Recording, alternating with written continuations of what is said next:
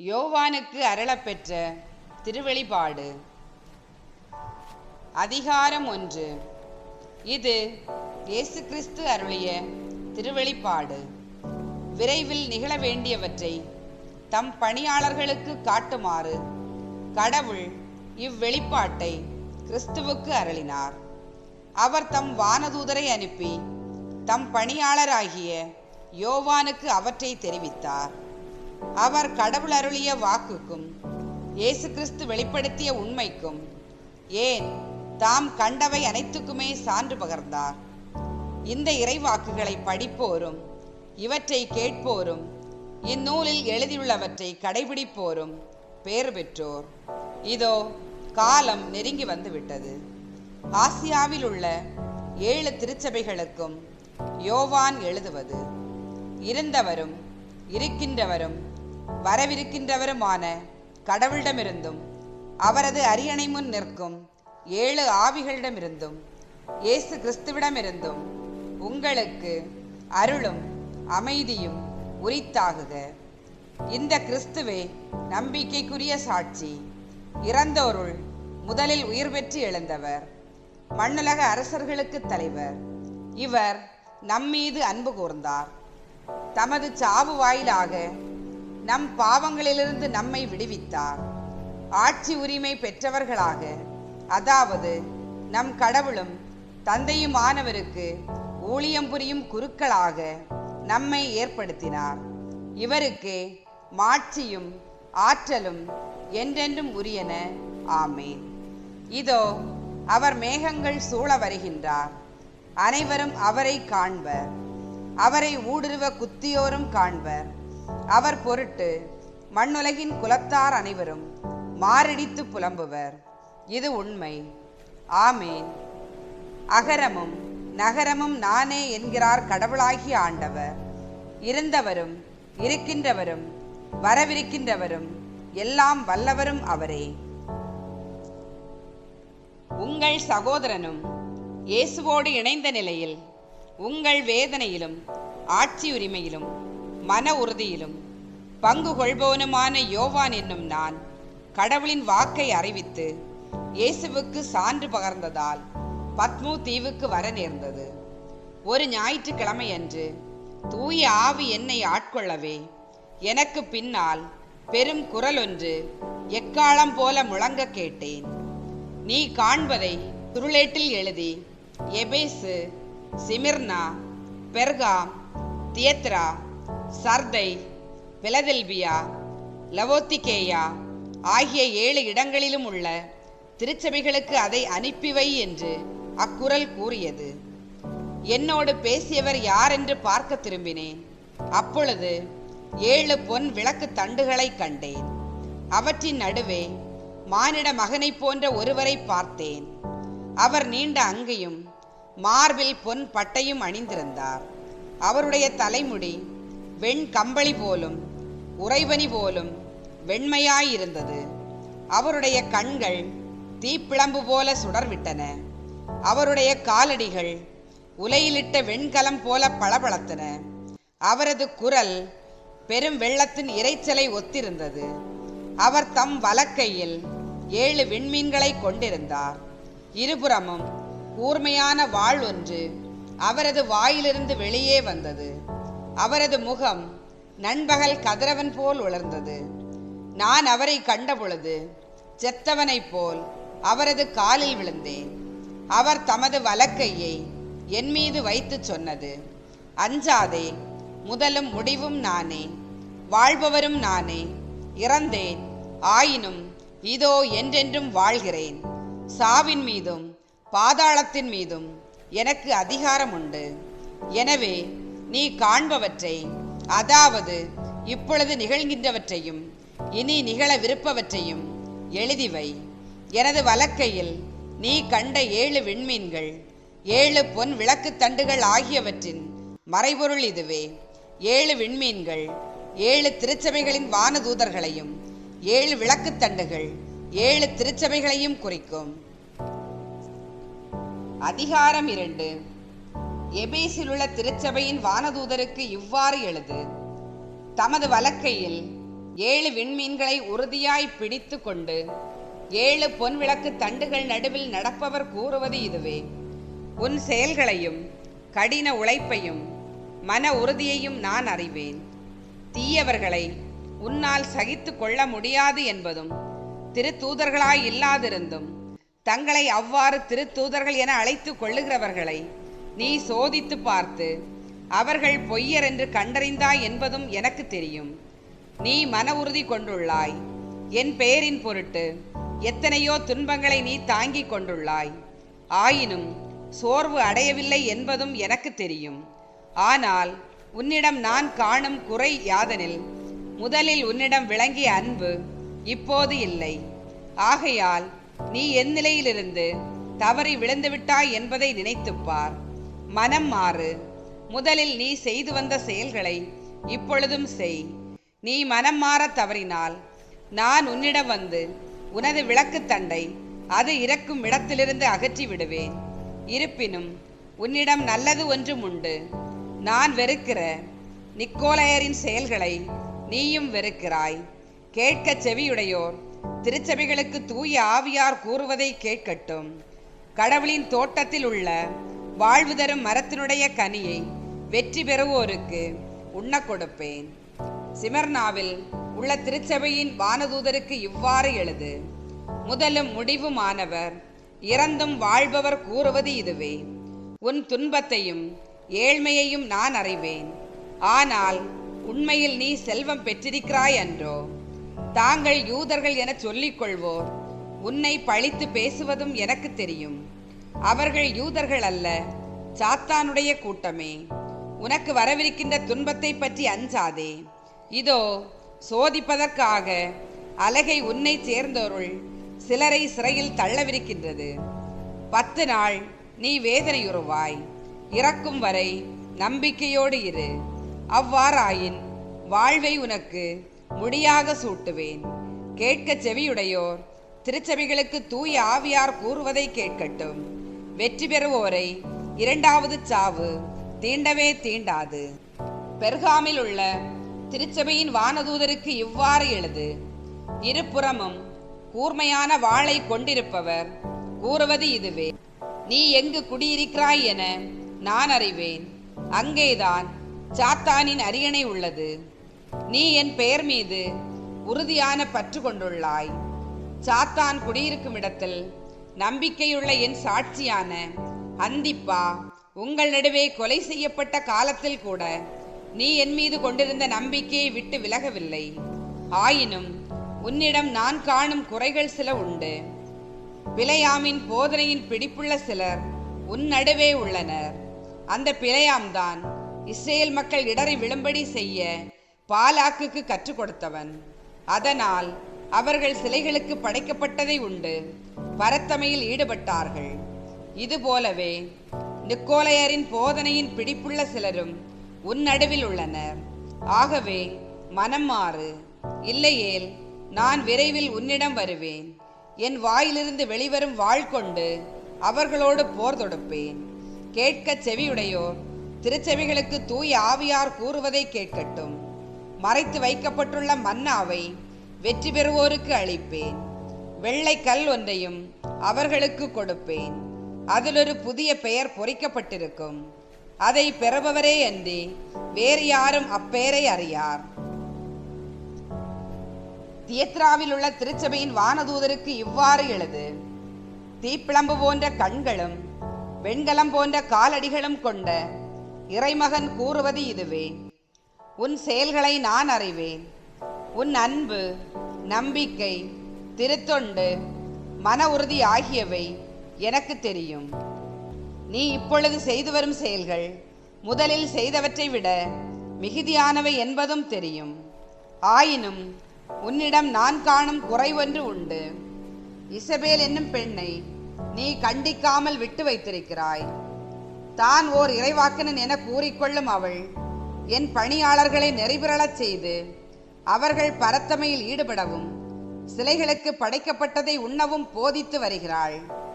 அவள் மனம் மாற வாய்ப்பு கொடுத்தேன். அவளோ தன் பரத்தமையை விட்டு மனம் மாற விரும்பவில்லை. இதோ அவளை படுத்த படுக்கையாக்குவேன்.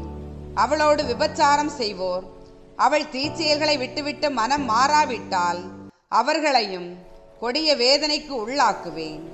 அவளுடைய பிள்ளைகளை கொன்றளிப்பேன். அப்பொழுது உள்ளங்களையும் இதயங்களையும் துருவி ஆய்கிறவர் நானே என்பதை எல்லா திருச்சபைகளும் அறிந்து கொள்ளும். உங்களுள் ஒவ்வொருவருக்கும் அவரவர் செயல்களுக்கு ஏற்ப கைமாறு அளிப்பேன். தேத்ராவில் இருக்கும் ஏனையோரே, நீங்கள் இந்த போதனையை ஏற்கவில்லை. சாத்தானின் ஆழ்ந்த ஞானம் என சொல்லப்படுவதை நீங்கள் அறிய விரும்பவில்லை. எனவே நான் உங்களுக்கு சொல்வது, உங்கள் மீது வேறு எச்சுமையையும் நான் சுமத்த மாட்டேன். நீங்கள் பெற்றுக்கொண்ட போதனையில் நான் வரும் வரை பிடிப்புள்ளவர்களாயிருங்கள்.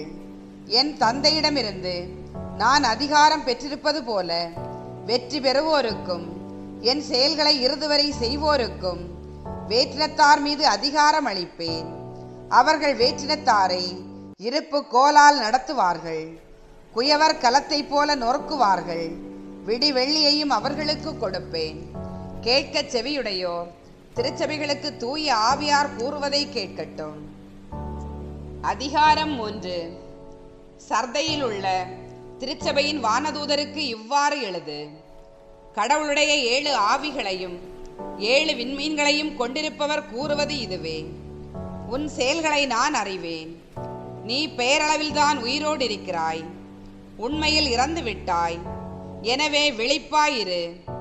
உன்னில் எஞ்சியிருப்பதை உறுதிப்படுத்து. அது இறக்கும் தருவாயில் உள்ளது. என் கடவுள் திருமுன் உன் செயல்கள் நிறைவற்றவையாய் இருக்க கண்டேன். நீ கற்றதையும் கேட்டதையும் நினைவில் கொள். அவற்றை கடைபிடி. மனம் மாறு. நீ விழிப்பாயிரு. இல்லையேல் நான் திருடனைப் போல வருவேன். நான் எந்த நேரத்தில் உன்னிடம் வருவேன் என்பதை நீ அறியாய். ஆயினும் தங்கள் ஆடைகளை கரைபிடித்து கொள்ளாத சிலர் சர்தையில் உள்ளனர். அவர்கள் வெண்ணாடை அணிந்து என்னுடன் நடந்து வருவார்கள். அவர்கள் அதற்கு தகுதி பெற்றவர்களே. வெற்றி பெற்றோர் இவ்வாறு வெண்ணாடை அணிவிக்க பெறுவர். வாழ்வின் நூலிலிருந்து அவர்களின் பெயர்களை நீக்கிவிட மாட்டேன். மாறாக என் தந்தை முன்னிலையிலும் அவருடைய வானதூதர்கள் முன்னிலையிலும் அவர்களின் பெயர்களை அறிக்கையிடுவேன். கேட்க செவியுடையோர் திருச்சபைகளுக்கு தூய ஆவியார் கூறுவதை கேட்கட்டும். பிலதெல்பியாவில் உள்ள திருச்சபையின் வானதூதருக்கு இவ்வாறு எழுது.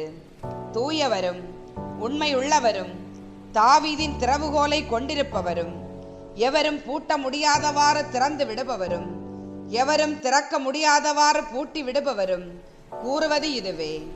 உன் செயல்களை நான் அறிவேன். இதோ எவராலும் பூட்ட முடியாத கதவை நான் உனக்கு முன் திறந்து வைத்திருக்கிறேன். சிறிதளவு வலிமைதான் உன்னிடம் இருக்கிறது. இருப்பினும் நீ என் வாக்கை கடைபிடித்தாய். என் பெயரை மறுதலிக்கவில்லை. சாத்தானின் கூட்டத்தை சேர்ந்தவர்கள் தாங்கள் யூதர்கள் என கூறிக்கொள்கிறார்கள். அவர்கள் யூதர்களே அல்ல, பொய்யர்கள். அவர்கள் உன்னிடம் வந்து உன் காலடியில் விழுந்து பணியச் செய்வேன். நான் உன்மீது அன்பு செலுத்தி வருகிறேன் என்பதையும் அறியச் செய்வேன்.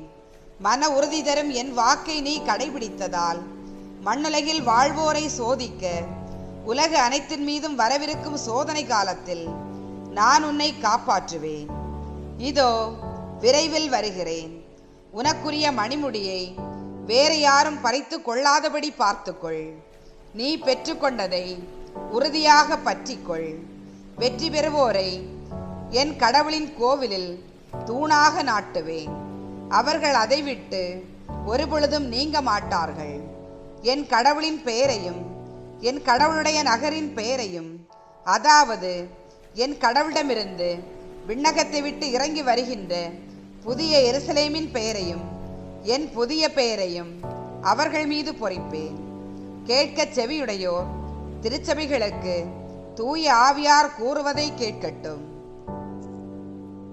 லவோதிகேயாவில் உள்ள திருச்சபையின் வானதூதருக்கு இவ்வாறு எழுது. ஆமேன் எனப்படுபவரும் நம்பிக்கைக்குரிய உண்மையான சாட்சியும் கடவுளது படைப்பின் தொடக்கமுமானவர் கூறுவது இதுவே. உன் செயல்களை நான் அறிவேன். நீ குளிர்ச்சியாகவும் இல்லை சூடாகவும் இல்லை. குளிர்ச்சியாகவோ சூடாகவோ இருந்திருந்தால் எத்துணை நலமாய் இருந்திருக்கும்.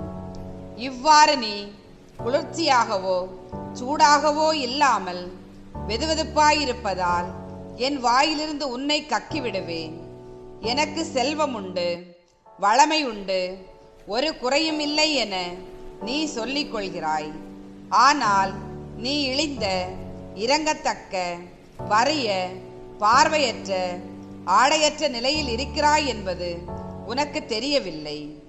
ஆகவே நீ செல்வம் பெறும் பொருட்டு புடம்போட்ட பொன்னையும் ஆடையின்றி வெட்கி நிற்கும் உன் நிலையை பிறர் காணாதபடி அணிந்து கொள்ள வெண் ஆடையையும், நீ பார்வை பெறும் பொருட்டு உன் கண்களில் தடவிக்கொள்ள மருந்தையும் என்னிடமிருந்து விலைக்கு வாங்கி கொள்ளுமாறு உனக்கு அறிவுரை வழங்குகிறேன்.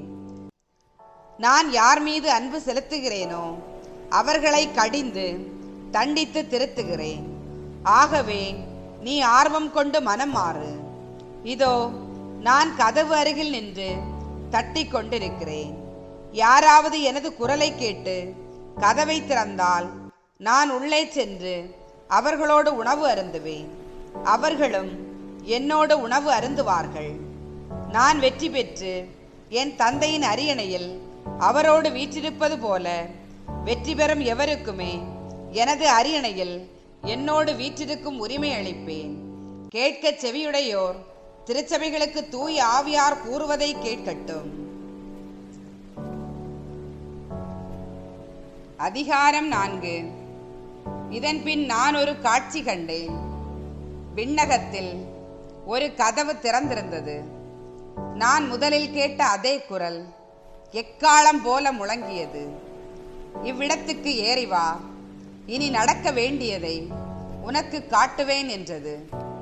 உடனே தூய ஆவி என்னை ஆட்கொண்டது. விண்ணகத்தில் அரியணை ஒன்று இருந்தது. அதில் ஒருவர் வீற்றிருந்தார்.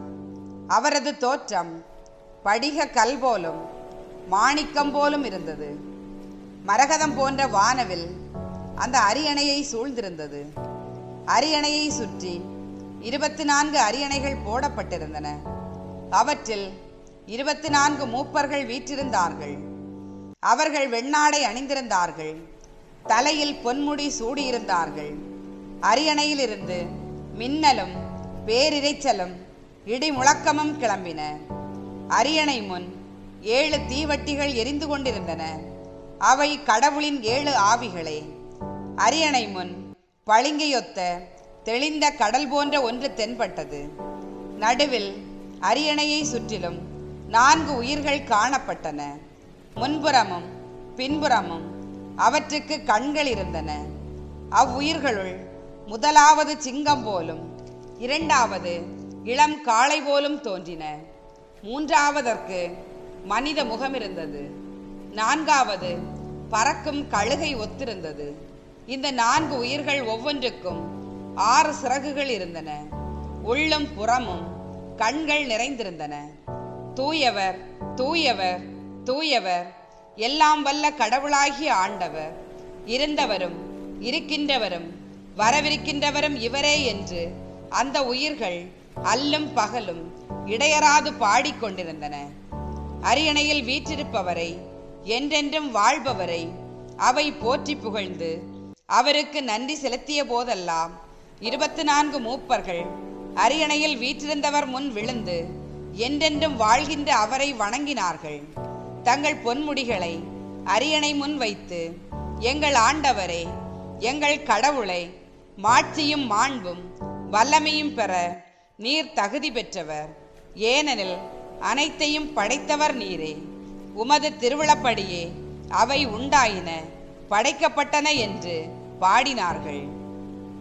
அதிகாரம் 5. அரியணையில் வீற்றிருந்தவரது வலக்கையில் ஒரு சுருளேட்டை கண்டேன். அதில் உள்ளும் புறமும் எழுதியிருந்தது. அது 7 முத்திரை பொறிக்க பெற்று மூடப்பட்டிருந்தது.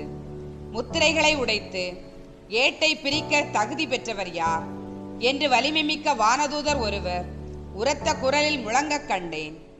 நூலை திறந்து படிக்க விண்ணுலகிலோ மண்ணுலகிலோ கீழுலகிலோ இருந்த எவராலும் இயலவில்லை. சுருளேட்டை பிரித்து படிக்க தகுதி பெற்றவர் எவரையும் காணவில்லையே என்று நான் தேம்பி அழுதேன். அப்பொழுது மூப்பருள் ஒருவர் என்னிடம், அழாதே, யூதா குலத்தின் சிங்கமும் தாவீதின் குல கொழுந்துமானவர் வெற்றி பெற்று விட்டார். அவர் அந்த 7 முத்திரைகளையும் உடைத்து ஏட்டை பிரித்து விடுவார் என்று கூறினார். அந்த 4 உயிர்களும் மூப்பர்களும் புடைசூழ அரியணை நடுவில் ஆட்டுக்குட்டி ஒன்று நிற்க கண்டேன். கொல்லப்பட்டது போல் அது காணப்பட்டது. அதற்கு 7 கொம்புகளும் 7 கண்களும் இருந்தன. அக்கண்கள் மண்ணுலகெங்கும் அனுப்பப்பெற்ற கடவுளின் 7 ஆவிகளை. ஆட்டுக்குட்டி முன் சென்று அரியணையில் வீற்றிருந்தவரின் வலக்கையில் இருந்து அந்த ஏட்டை எடுத்தது. அப்பொழுது அந்த 4 உயிர்களும் 24 மூப்பர்களும் ஆட்டுக்குட்டி முன் வீழ்ந்தார்கள். அவர்கள் ஒவ்வொருவரும் யாழும் சாம்பிராணி நிறைந்த பொற்கிண்ணங்களும் வைத்திருந்தார்கள். இறைமக்களின் வேண்டுதல்களை அக்கிண்ணங்கள். அவர்கள் புதியதொரு பாடலை பாடிக்கொண்டிருந்தார்கள். ஏட்டை எடுக்கவும் அதன் முத்திரைகளை உடைத்து பிரிக்கவும் தகுதி பெற்றவர் நீரே. நீர் கொல்லப்பட்டீர்.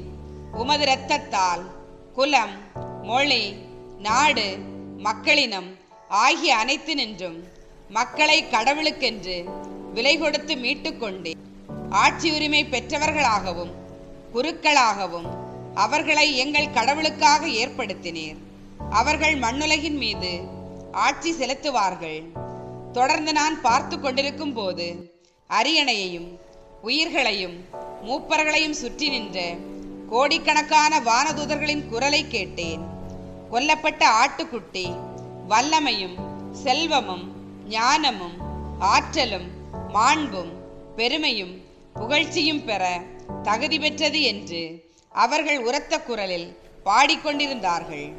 பின்பு விண்ணுலகு, மண்ணுலகு, கீழுலகு, கடல் எங்குமிருந்த படைப்புகள் அனைத்தும் அவற்றிலிருந்த ஒவ்வொன்றும் அரியணையில் வீற்றிருப்பவருக்கும் ஆட்டுக்குட்டிக்கும் புகழ்ச்சியும் மாண்பும் பெருமையும் ஆற்றலும் என்றென்றும் உரியன என்று பாட கேட்டேன். அதற்கு அந்த 4 உயிர்களும் ஆமேன் என்றன. மூப்பர்கள் விழுந்து வணங்கினார்கள். அதிகாரம் 6. பின்னர் ஆட்டுக்குட்டி 7 முத்திரைகளுள் முதலாவதை உடைக்க கண்டேன். அப்பொழுது 4 உயிர்களுள் முதலாவது வா என்று இடிமுழக்கம் போன்ற குரலில் அழைக்க கேட்டேன். உடனே ஒரு வெள்ளை குதிரையை கண்டேன். அதன் மேல் ஏறி இருந்தவரிடம் ஒரு வில் இருந்தது. அவருக்கு வாகை சூட்டப்பட்டது. வெற்றி மேல் வெற்றி கொள்ள அவர் வெளியே புறப்பட்டு சென்றார்.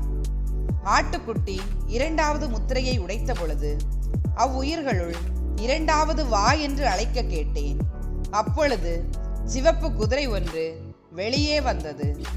அதன் மேல் ஏறி இருந்தவருக்கு உலகில் அமைதியை குலைக்க அதிகாரம் கொடுக்கப்பட்டது. பெரியதொரு வாளும் அளிக்கப்பட்டது. மனிதர் தம்முள் ஒருவரை ஒருவர் படுகொலை செய்ய வேண்டுமென்றே இவை அவருக்கு கொடுக்கப்பட்டன. ஆட்டுக்குட்டி 3வது முத்திரையை உடைத்த பொழுது அவ்வுயிர்களுள் 3வது வா என்று அழைக்க கேட்டேன். தொடர்ந்து ஒரு கருப்பு குதிரையை கண்டேன். அதன் மேல் ஏறி இருந்தவருடைய கையில் ஒரு நிறைகோல் இருந்தது. 4 உயிர்களின் நடுவில் மனித குரல் போன்ற ஓசை ஒன்று கேட்டது. அது ஒரு தெனாரியத்துக்கு கோதுமை அரைப்படி, வார்கோதுமை 1/2 படி, எண்ணெயும் திராட்சை ரசத்தையும் சேதப்படுத்த வேண்டாம் என்றது. ஆட்டுக்குட்டி 4வது முத்திரையை உடைத்த பொழுது அவ்வுயிர்களுள் 4வது வா என்று அழைக்க கேட்டேன். தொடர்ந்து வெளிரிய பச்சை குதிரை ஒன்றை கண்டேன். அதன் மேல் ஏறி இருந்தவரின் பெயர் சாவு. பாதாளமும் அவரோடு சென்றது. வாள், பஞ்சம், கொள்ளை நோய் ஆகியவற்றாலும் மண்ணுலகின் விலங்குகளாலும் உலகின் கால் பகுதியை அழிக்க சாவுக்கும் பாதாளத்துக்கும் அதிகாரம் அளிக்கப்பட்டது. ஆட்டுக்குட்டி 5வது முத்திரையை உடைத்த பொழுது கடவுளின் வாக்கை அறிவித்து சான்று பகர்ந்ததற்காக கொலை செய்யப்பட்டவர்களின் ஆன்மாக்களை பலிபீடத்தின் அடியில் கண்டேன். அவர்கள் உரத்த குரலில், தூய்மையும் உண்மையும் உள்ள தலைவரே, எவ்வளவு காலம் உலகில் வாழ்வோருக்கு நீர் தீர்ப்பு அளிக்காமல் இருப்பீர்? எங்களை கொலை செய்ததன் பொருட்டு எவ்வளவு காலம் அவர்களை பழிவாங்காமல் இருப்பீர் என்று கேட்டார்கள். அவர்கள் ஒவ்வொருவருக்கும் ஒரு வெண்மையான தொங்கலாடை அளிக்கப்பட்டது. இன்னும் சிறிது நேரம், அதாவது அவர்களின் உடன் பணியாளர்களான சகோதரர் சகோதரிகளும் அவர்களைப் போலவே கொல்லப்படவிருந்த காலம் நிறைவேறும் வரை அவர்கள் பொறுத்திருக்குமாறு அவர்களுக்கு சொல்லப்பட்டது. ஆட்டுக்குட்டி 6வது முத்திரையை உடைக்க கண்டேன். அப்பொழுது பெரியதொரு நிலநடுக்கம் ஏற்பட்டது. கதிரவன் கருப்பு சாக்கு துணி போல் கருத்தது. நிலவு முழுவதும் இரத்தம் போல் சிவந்தது. பெரும் காற்று அடிக்கும் பொழுது அத்திமரத்திலிருந்து காய்கள் உதிர்வது போன்று விண்மீன்கள் நிலத்தின் மீது விழுந்தன. சுருளையிடு சுருட்டப்படுவது போல வானமும் சுருட்டப்பட்டு மறைந்தது. மலைகள் தீவுகள் எல்லாம் நிலைபெயர்ந்து போயின. மண்ணுலகின் அரசர்கள், உயர்குடி மக்கள், ஆயிரத்தவர் தலைவர்கள், செல்வர், வலியோர், அடிமைகள், உரிமை குடிமக்கள் ஆகிய அனைவரும் குகைகளிலும் மலை பாறைகளின் இடுக்குகளிலும் ஒளிந்து கொண்டார்கள். அவர்கள் அந்த மலைகளிடமும் பாறைகளிடமும், எங்கள் மீது விழுங்கள், அரியணை மேல் வீற்றிருப்பவருடைய முகத்தினின்றும் ஆட்டுக்குட்டியின் சினத்தினின்றும் எங்களை மறைத்து கொள்ளுங்கள், ஏனெனில் அவர்களது சினம் வெளிப்படும் கொடிய நாள் வந்துவிட்டது, அதற்கு முன் நிற்க யாரால் இயலும் என்று புலம்பினார்கள்.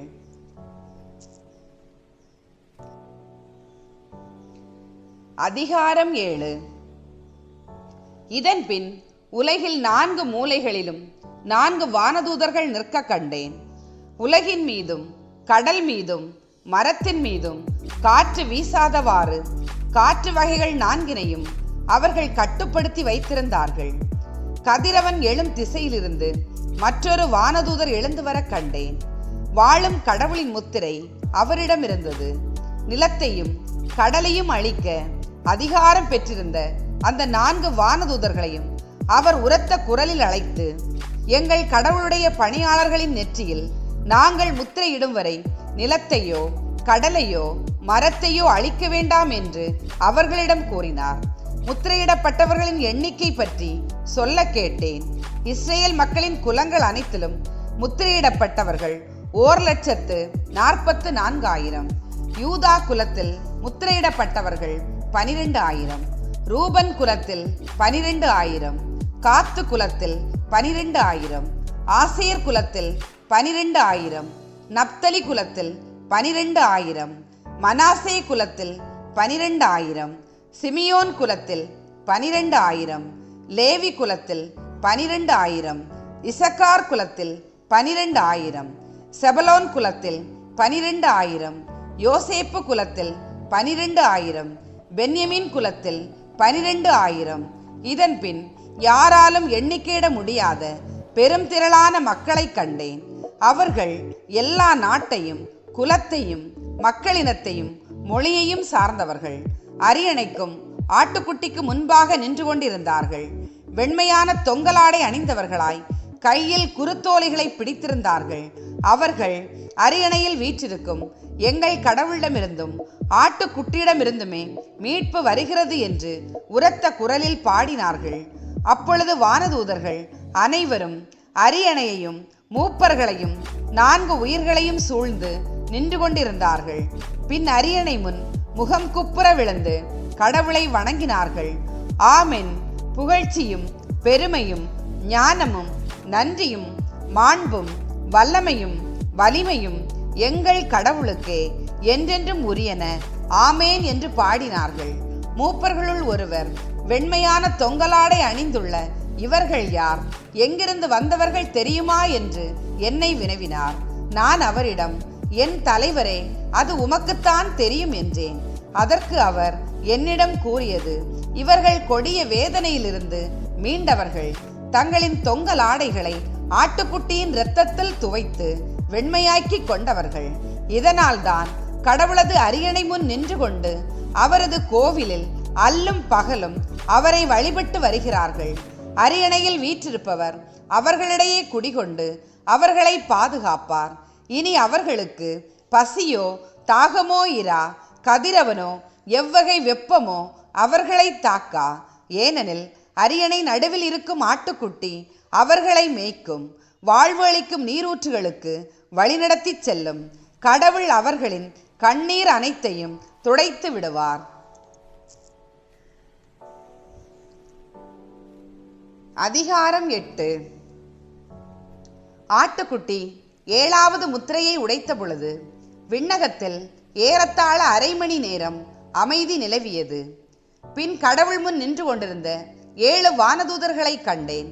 அவர்களுக்கு 7 எக்காளங்கள் கொடுக்கப்பட்டன. மற்றொரு வானதூதர் பொன் தூப கிண்ணம் ஏந்தியவராய் பலிபீடத்தின் அருகில் வந்து நின்றார். அரியணை முன் இருந்த பொன் பலிபீடத்தின் மீது இறைமக்கள் அனைவரும் செய்த வேண்டுதல்களோடு படைக்குமாறு அவருக்கு மிகுதியான சாம்பிராணி வழங்கப்பட்டது. அச்சாம்பிராணி புகை இறைமக்களின் வேண்டுதல்களோடு சேர்ந்து வானதூதரின் கையிலிருந்து கடவுள் திருமுன் எழும்பி சென்றது. பிறகு அந்த வானதூதர் தூப கிண்ணத்தை எடுத்து பலிபீடத்தில் இருந்த நெருப்பினால் அதை நிரப்பி மண்ணுலகின் மீது வீசி எறிந்தார். உடனே இடிமுழக்கமும் பேரிரைச்சலும் மின்னலும் நிலநடுக்கமும் உண்டாயின. அப்பொழுது 7 எக்காளங்களை கொண்டிருந்த 7 வானதூதர்களும் அவற்றை முழங்க ஆயத்தமானார்கள். முதல் வானதூதர் எக்காளம் முழக்கினார்.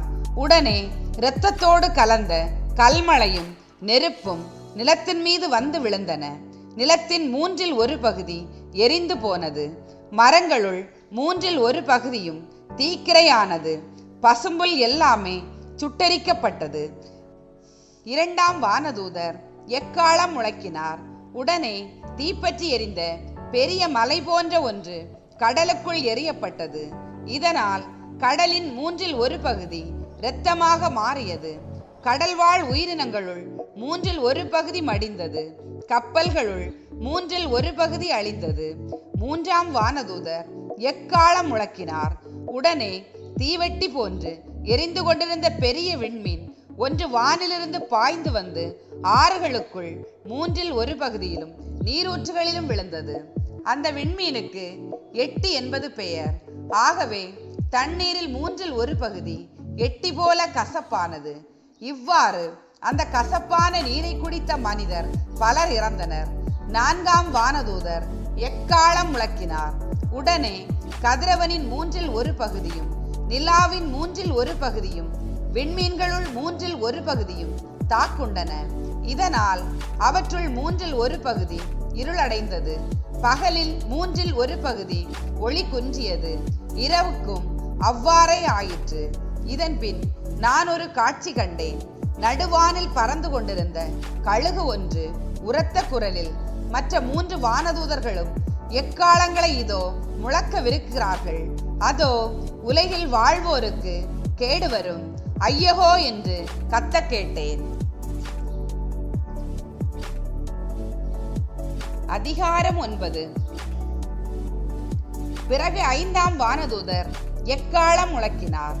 அப்பொழுது வானிலிருந்து நிலத்தின் மீது விழுந்து கிடந்த ஒரு விண்மீனை கண்டேன். படுகுழி வாயிலின் திறவுகோல் அதற்கு கொடுக்கப்பட்டது. அது படுகுழி வாயிலை திறக்கவே பெரும் சூளையிலிருந்து புகை எழும்புவது போல் அக்குழியிலிருந்து புகை கிளம்பியது. அப்புகையால் கதிரவனும் வான்வெளியும் இருண்டு போயின. புகையிலிருந்து வெட்டுக்கிளிகள் கிளம்பி நிலத்துக்கு வந்தன. நிலத்தில் ஊர்ந்து திரியும் தேள்களுக்கு உள்ள ஆற்றல் அவற்றுக்கு கொடுக்கப்பட்டது. நிலத்தின் புற்பூண்டுகளுக்கோ மரங்களுக்கோ தீங்கு இழைக்காமல் தங்கள் நெற்றியில் கடவுளின் முத்திரை இல்லாதவர்களுக்கு மட்டும் தீங்கு செய்யுமாறு அவற்றுக்கு கட்டளையிடப்பட்டது. ஆனால் அவர்களை கொல்லாமல் 5 மாதம் வரை வதைக்க மட்டும் வெட்டுக்கிளிகளுக்கு கட்டளை கொடுக்கப்பட்டது. தேள் மனிதரை கொட்டி துன்புறுத்துவது போல் அவை அவர்களை வதைத்தன.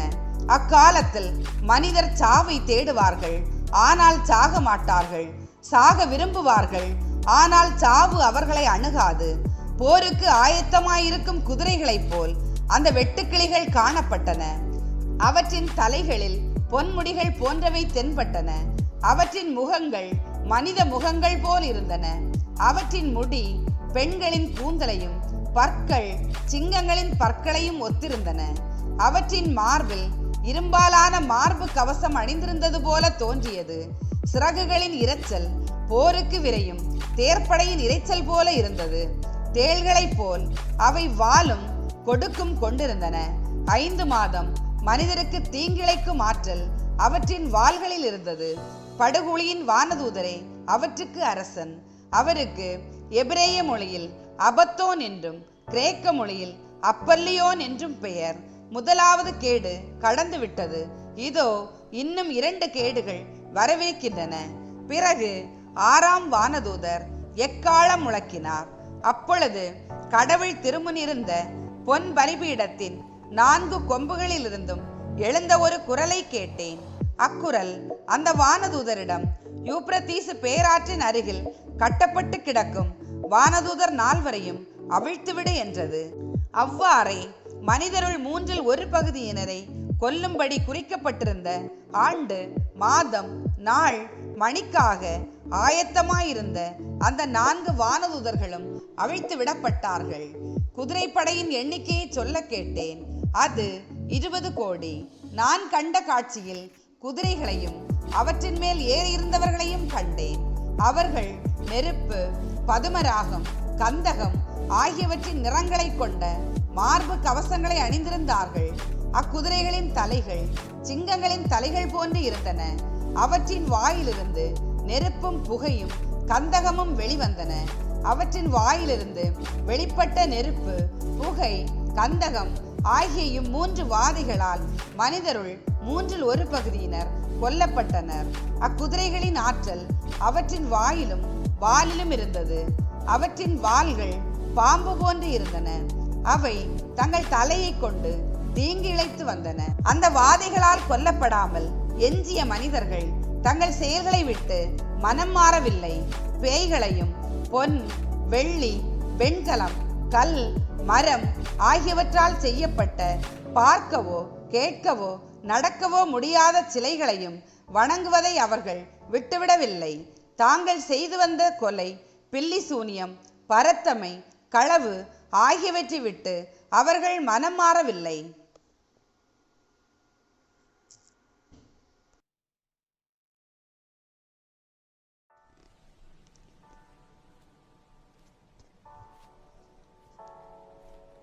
அதிகாரம் 10. பின் வலிமைமிக்க வேறொரு வானதூதர் விண்ணகத்திலிருந்து இறங்கி வர கண்டேன். அவர் மேகத்தை ஆடையாக அணிந்திருந்தார். அவரது தலைக்கு மேல் ஒரு வானவில் இருந்தது. அவரது முகம் கதிரவன் போலவும் கால்கள் நெருப்பு தூண்கள் போலவும் இருந்தன. திறக்கப்பட்ட ஒரு சிறிய சுருளேட்டை அவர் தம் கையில் வைத்திருந்தார். தம் வலது காலை கடலின் மீதும் இடது காலை நிலத்தின் மீதும் வைத்திருந்தார். சிங்கம் கர்ச்சிப்பது போல் உரத்த குரலில் கத்தினார். இவ்வாறு அவர் கத்திய பொழுது 7 இடிகள் முழங்கி எதிரொலித்தன. அந்த 7 இடிகளும் முழங்கிய பொழுது நான் எழுத ஆயத்தமானேன். ஆனால் விண்ணகத்திலிருந்து வந்த ஒரு குரல், 7 இடிகளும் சொன்னதை மறைத்து வை, எழுதாதே என்று சொல்ல கேட்டேன். நான் கடலின் மீதும் நிலத்தின் மீதும் நிற்க கண்ட வானதூதர் தம் வலக்கையை விண்ணகத்தை நோக்கி உயர்த்தினார். விண்ணையும் அதில் உள்ளவற்றையும், மண்ணையும் அதில் உள்ளவற்றையும், கடலையும் அதில் உள்ளவற்றையும் படைத்த என்றென்றும் வாழும் கடவுளின் பெயரால் ஆணையிட்டு, இனி தாமதம் கூடாது. 7ஆம் வானதூதர் எக்காலம் முழங்க போகும் காலத்தில் கடவுள் தம் பணியாளர்களான இறைவாக்கினர்களுக்கு அறிவித்திருந்தபடியே அவரது மறைவான திட்டம் நிறைவேறும் என்றார். விண்ணகத்திலிருந்து நான் கேட்ட குரல் என்னிடம் மீண்டும் பேசி, கடலின் மீதும் நிலத்தின் மீதும் நிற்கின்ற வானதூதரின் கையில் உள்ள பிரிக்கப்பட்ட சுருளேட்டை நீ போய் வாங்கிக்கொள் என்றது. நானும் அந்த வானதூதரிடம் சென்று அந்த சிற்றேட்டை என்னிடம் தரும்படி கேட்டேன்.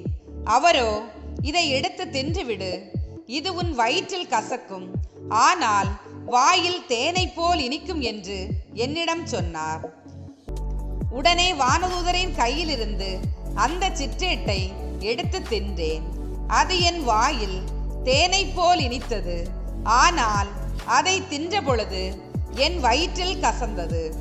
பல்வேறு மக்களினத்தார் நாட்டினர், மொழியினர், மன்னர் பற்றி நீ மீண்டும் இறைவா குறைக்க வேண்டும் என்று எனக்கு சொல்லப்பட்டது. அதிகாரம் 11. பின்பு குச்சி போன்ற ஓர் அளவுகோல் என்னிடம் கொடுக்கப்பட்டது. எழுந்து கடவுளின் கோயிலையும் பலிபீடத்தையும் அளவிடு, அங்கு வழிபடுவோரை கணக்கிடு. ஆனால் கோவிலுக்கு வெளியே உள்ள முற்றத்தை அளக்காமல் விட்டுவிடு, ஏனெனில் அது வேற்றினத்தாருக்கு கொடுக்கப்பட்டுள்ளது. திருநகரை அவர்கள் 42 மாதம் மிதித்து சீரழிப்பார்கள். நான் என் சாட்சிகளுள் 2 அனுப்புவேன். அவர்கள் சாக்கு உடை உடுத்தி 1260 நாளும் இறைவா குறைப்பார்கள் என்று எனக்கு சொல்லப்பட்டது. மண்ணுலகின் ஆண்டவர் திருமுன் நிற்கும் 2 ஒலிவ மரங்களும் 2 விளக்கு தண்டுகளுமே அந்த 2 சாட்சிகள். யாராவது அவர்களுக்கு தீங்கு இழைக்க விரும்பினால் அவர்களது வாயிலிருந்து தீ கிளம்பி அந்த பகைவர்களை சுட்டெரித்துவிடும். அவர்களுக்கு தீங்கு இழைக்க விரும்புவோர் இவ்வாறு கொல்லப்படுவது உறுதி. தாங்கள் இறைவா குறைக்கும் காலத்தில் மழை பொழியாதவாறு வானத்தை அடைத்துவிட அவர்களுக்கு அதிகாரம் உண்டு. தாங்கள் விரும்பும் பொழுதெல்லாம் தண்ணீரை இரத்தமாக மாற்றவும் மண்ணுலகை எல்லா வகை வாதைகளாலும் தாக்கவும் அவர்களுக்கு அதிகாரம் உண்டு. அவர்கள் சான்று பகர்ந்து முடித்தபின் படுகுழியிலிருந்து வெளியே வரும் விலங்கு அவர்களோடு போர் தொடுத்து அவர்களை வென்று கொன்றுவிடும். சோதோம் எனவும் எகிப்து எனவும் உருவகமாக அழைக்கப்படும் அம்மாநகரின் தெருக்களில் அவர்களுடைய பிணங்கள் கிடக்கும். அங்கேதான் அவர்களின் ஆண்டவர் சிலுவையில் அறையப்பட்டார். பல்வேறு மக்களினத்தார், குலத்தினர், மொழியினர், நாட்டினர் 3½ நாள் அவர்களுடைய பிணங்கள் அங்கு கிடக்க காண்பார்கள். அவற்றை அடக்கம் செய்ய விடமாட்டார்கள். மண்ணுலகில் வாழ்வோர் அவற்றை குறித்து மிகவே மகிழ்ந்து திளைப்பர். ஒருவருக்கு ஒருவர் அன்பளிப்புகள் வழங்கிக் கொள்வர். ஏனெனில் இந்த 2 இறைவாக்கினரும் மண்ணுலகில் வாழ்வோர்க்கு தொல்லை கொடுத்திருந்தனர். அந்த 3½ நாளுக்கு பின் கடவுளிடமிருந்து வந்த உயிர் மூச்சு அவற்றுக்குள் நுழைந்ததும் அவர்கள் எழுந்து நின்றார்கள். அதை பார்த்தவர்களை பேரச்சம் ஆட்கொண்டது.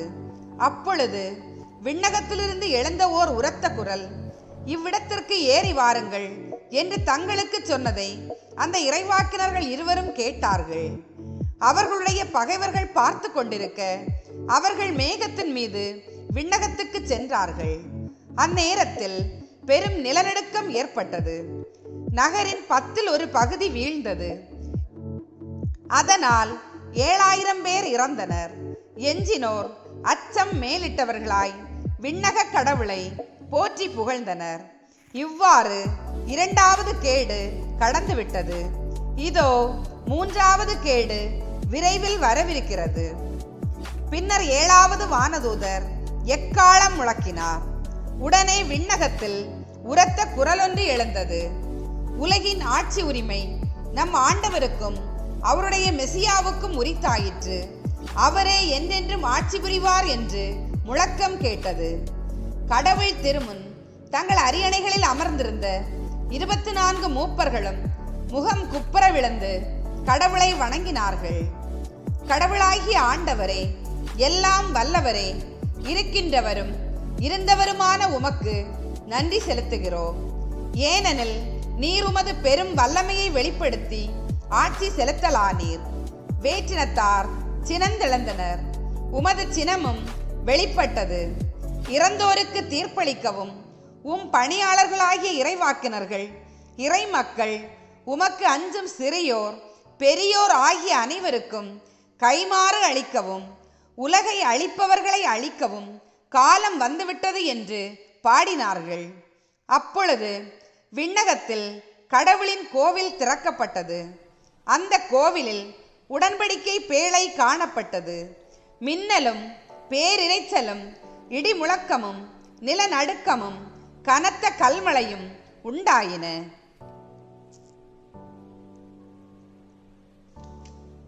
அதிகாரம் 12. வானில் பெரியதோர் அடையாளம் தோன்றியது. பெண் ஒருவர் காணப்பட்டார். அவர் கதிரவனை ஆடையாக அணிந்திருந்தார். நிலா அவருடைய காலடியில் இருந்தது. அவர் 12 விண்மீன்களை தலைமீது சூடியிருந்தார்.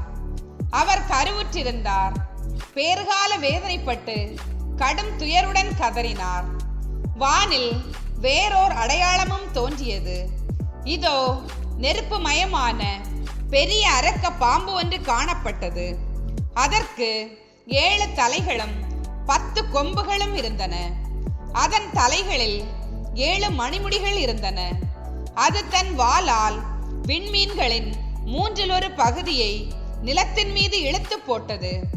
பேறுகால வேதனையிலிருந்த அப்பெண் பிள்ளை பெற்றவுடன் அதை விழுங்கிவிடுமாறு அரக்க பாம்பு அவர் முன் நின்று கொண்டிருந்தது.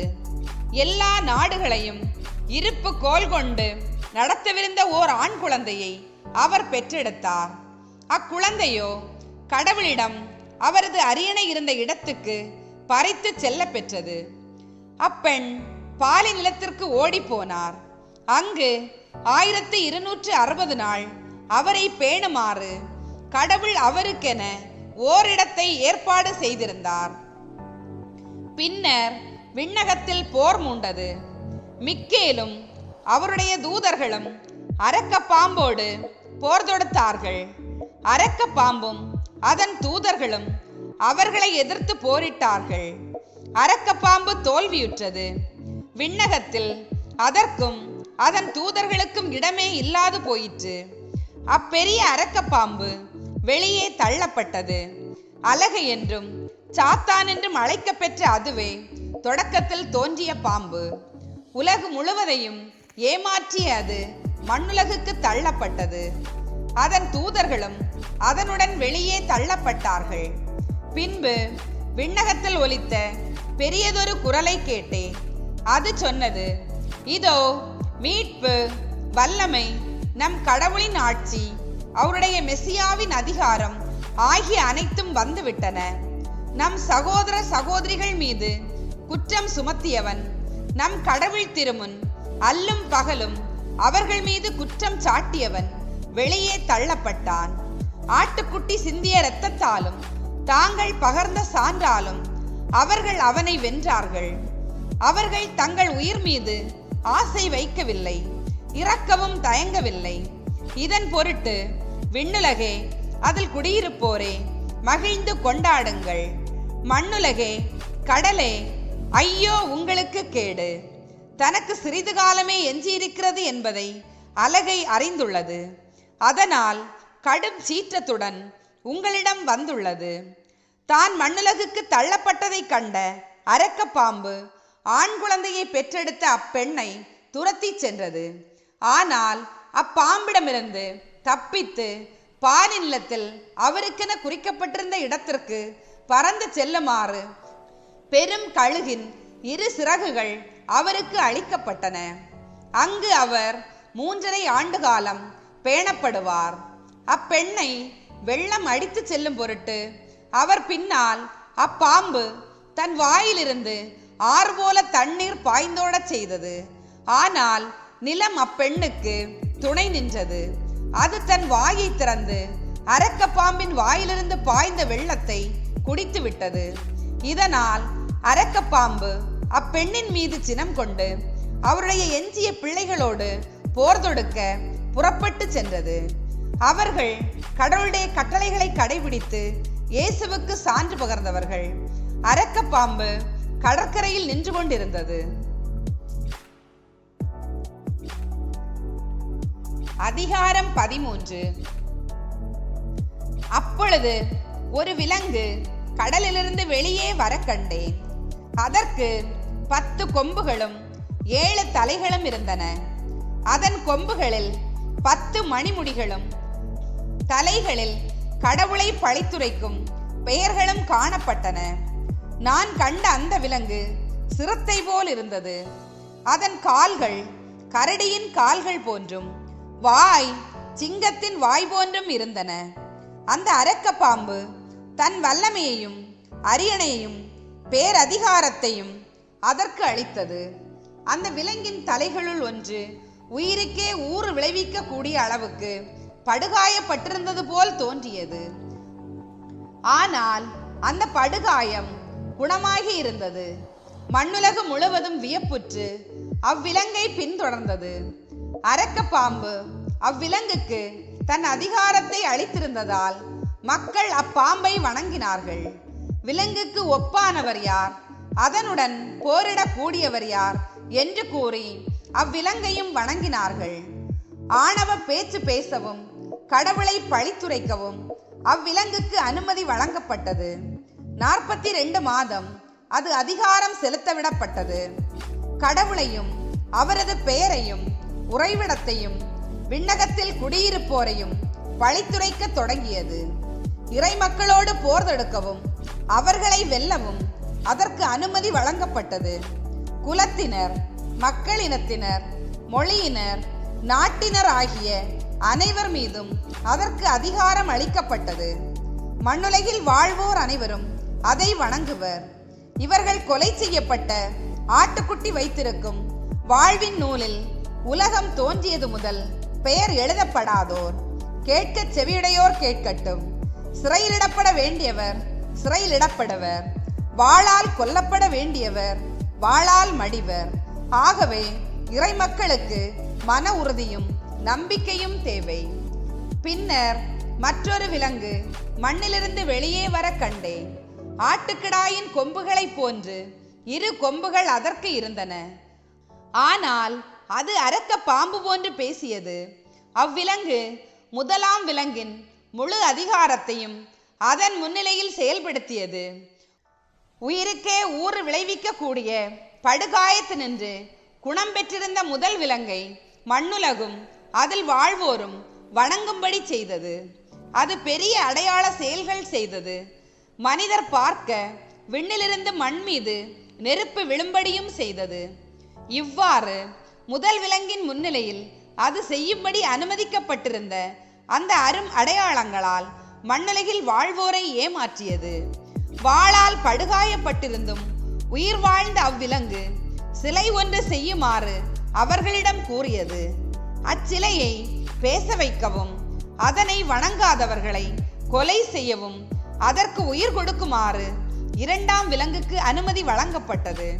சிறியோர், பெரியோர், செல்வர், வறியவர், உரிமை குடிமக்கள், அடிமைகள் ஆகிய அனைவரும் அவரவர் வலக்கையிலாவது நெற்றியிலாவது குறி ஒன்று இட்டுக் கொள்ளுமாறு செய்தது. இவ்வாறு அந்த விலங்கின் பெயரையோ அப்பெயருக்குரிய எண்ணையோ குறியாக இட்டுக்கொள்ளாத எவராலும் விற்கவோ வாங்கவோ முடியவில்லை.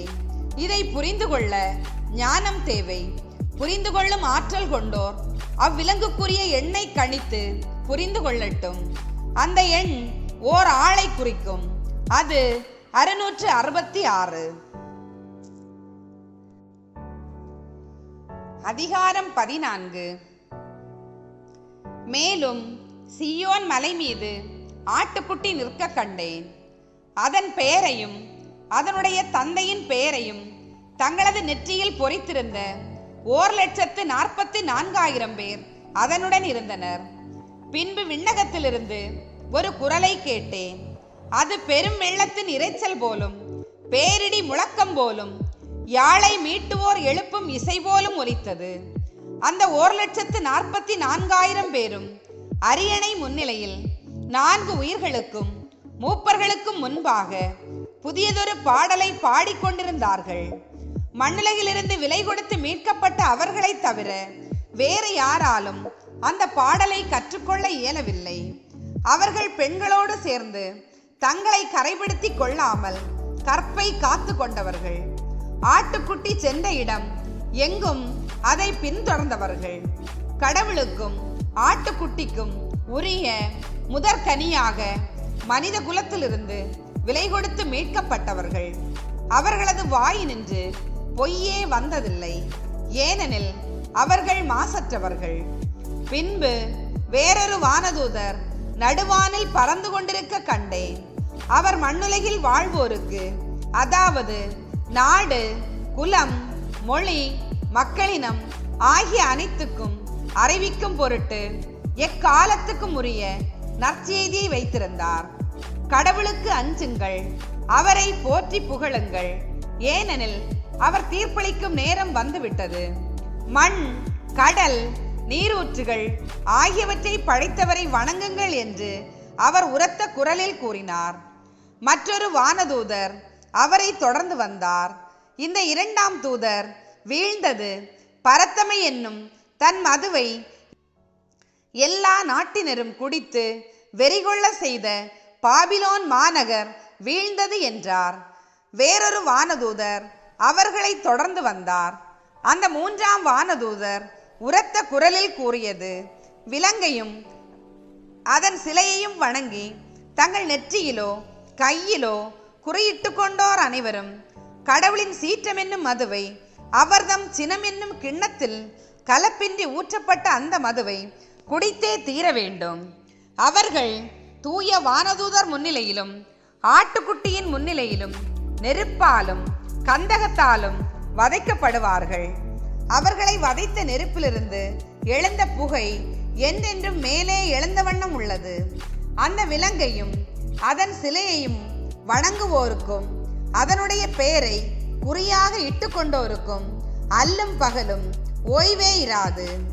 ஆகவே கடவுளுடைய கட்டளைகளை கடைபிடித்து இயேசுவின் மீது நம்பிக்கை கொண்டிருக்கும் இறை மக்களுக்கு மன உறுதி தேவை. பின்பு விண்ணகத்திலிருந்து ஒரு குரலை கேட்டேன்.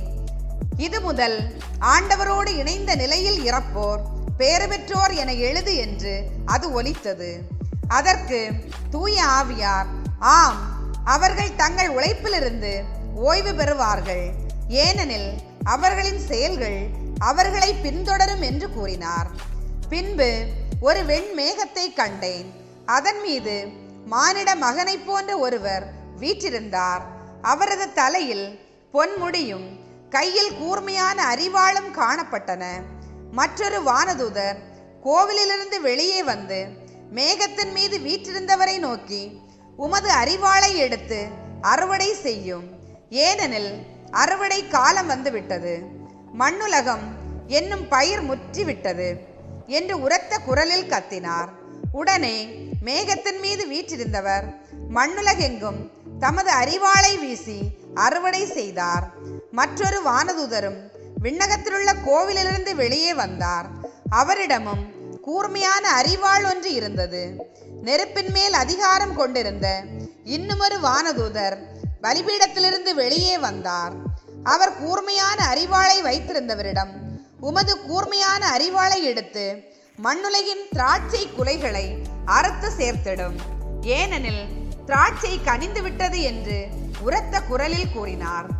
ஆகவே அந்த வானதூதர் மண்ணுலகின் மீது தம் அரிவாளை வீசி மண்ணுலகின் திராட்சை குலைகளை அறுத்து சேர்த்தார். கடவுளின் சீற்றம் என்னும் பெரிய பிழிவு குழியில் அவற்றை போட்டார். நகருக்கு வெளியே இருந்த அந்த பிழிவு குழியில் அவை மிதிக்கப்பட்டன. அந்த பிழிவு குழியிலிருந்து இரத்த வெள்ளம் ஏறத்தாழ 2 மீட்டர் ஆழம் 300 கிலோமீட்டர் தொலைக்கு பாய்ந்தோடியது. அதிகாரம் 15. பின்பு பெரியதும் வியப்புக்குரியதுமான மற்றோர் அடையாளத்தை விண்ணகத்தில் கண்டேன். 7 வானதூதர்கள் 7 வாதைகளை கொண்டிருந்தார்கள். இறுதியான அந்த வாதைகளோடு கடவுளின் சீற்றம் முற்றிலும் தணியும். நெருப்போடு கலந்த கண்ணாடி கடல் போன்ற ஒன்றையும் கண்டேன். தொடர்ந்து விலங்கின் மீதும் அதன் சிலை மீதும் எண்ணால் குறிக்கப்பட்ட அந்த ஆள் மீதும் வெற்றி பெற்றவர்கள் கடவுள் கொடுத்திருந்த யாழ்களை ஏந்திய வண்ணம் கண்ணாடி கடலருகே நின்று கொண்டிருக்க கண்டேன். அவர்கள் கடவுளின் பணியாளரான மோசேயின் பாடலையும் ஆட்டுக்குட்டியின் பாடலையும் பாடிக்கொண்டிருந்தார்கள். கடவுளாகிய ஆண்டவரே, எல்லாம் வல்லவரே, உம் செயல்கள் பெரியன, வியப்புக்குரியன. மக்களினங்களின் மன்னரே, உம் வழிகள் நேரியவை, உண்மையுள்ளவை. ஆண்டவரே, உமக்கு அஞ்சாதவர் யார்? உமது பெயரை போற்றி புகழாதவர் யார்? நீர் ஒருவரே தூயவர். எல்லா மக்களினங்களும் உம் திருமுன் வந்து வணங்கும், ஏனெனில் உம் நீதி செயல்கள் வெளிப்படையாயின. இதன்பின் விண்ணகத்தில் உள்ள கோவில், அதாவது சந்திப்பு கூடாரம் திறக்க கண்டேன். அப்பொழுது 7 வாதைகளை கொண்டிருந்த 7 வானதூதர்களும் கோவிலிலிருந்து வெளியே வந்தார்கள். அவர்கள் தூய்மையான பளபளப்பான மெல்லிய ஆடையும் மார்பில் பொன் பட்டையும் அணிந்திருந்தார்கள். அந்த 4 உயிர்களுள் ஒன்று என்றென்றும் வாழும் கடவுளின் சீற்றத்தால் நிறைந்த 7 பொன் கிண்ணங்களை அந்த 7 வானதூதர்களுக்கும் அளித்தது. கடவுளின் மாட்சியும் வல்லமையும் கோவிலை புகையால் நிரப்பின.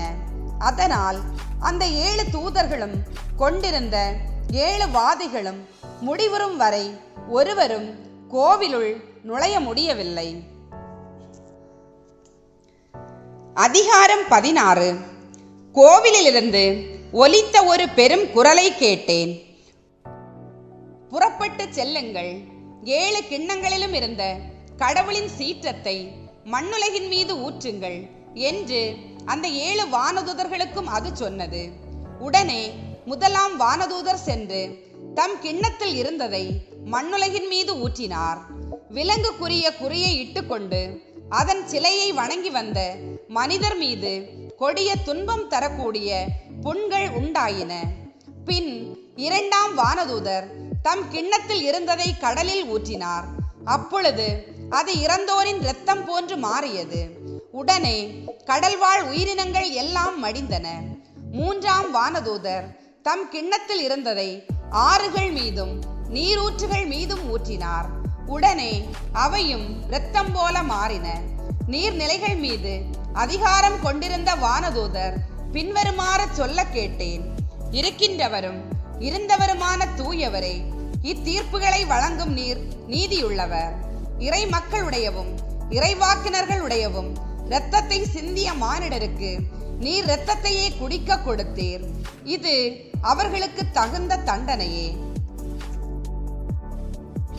அப்பொழுது பலிபீடத்திலிருந்து நான் கேட்ட குரல், ஆம், கடவுளாகிய ஆண்டவரே, எல்லாம் வல்லவரே, உம் தீர்ப்புகள் உண்மையுள்ளவை, நீதியானவை என்றது.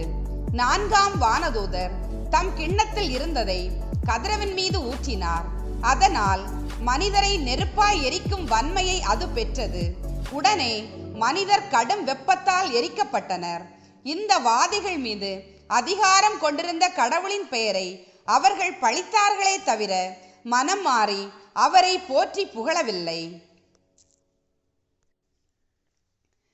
5ஆம் வானதூதர் தம் கிண்ணத்தில் இருந்ததை விலங்கு வீற்றிருந்த அரியணை மீது ஊற்றினார். உடனே அதன் அரசை இருள் கவ்விக்கொண்டது. துன்பம் தாங்க முடியாதவர்களாய் மனிதர் தங்கள் நாவை கடித்து கொண்டனர். தங்கள் துன்பத்தையும் புண்களையும் முன்னிட்டு விண்ணக கடவுளை பழித்தார்களே தவிர தங்கள் செயல்களை விட்டு மனம் மாறவில்லை. 6ஆம் வானதூதர் தம் கிண்ணத்தில் இருந்ததை யூப்ரதீசு பேராற்றில் ஊற்றினார். உடனே அதன் தண்ணீர் வற்றி போனது. அதனால் கீழை நாட்டு மன்னர்கள் பயன்படுத்த பாதை உண்டாயிற்று. அரக்க பாம்பின் வாயினின்றும் போலி இறைவாக்கினர்களின் வாயினின்றும் தவளை போன்று 3 தீய ஆவிகள் வெளிவரக் கண்டேன். அவை அரும் அடையாளங்கள் புரியும் பேய்களின் ஆவிகள். எல்லாம் வல்ல கடவுளின் பெரும் நாளில் போர் புரிந்திட உலக அனைத்தின் அரசர்களை ஒன்று கூட்ட அவை புறப்பட்டு சென்றன. இதோ, நான் திருடனைப் போல வருகின்றேன். தாங்கள் ஆடையின்றி நிற்பதையும் பிறந்த மீனியால் இருந்ததையும் பிறர் பார்த்திடாதவாறு தங்களின் ஆடையை ஆயத்தமாக வைத்திருப்போரும் விழிப்பாய் இருப்போரும் பேறு பெற்றோர்.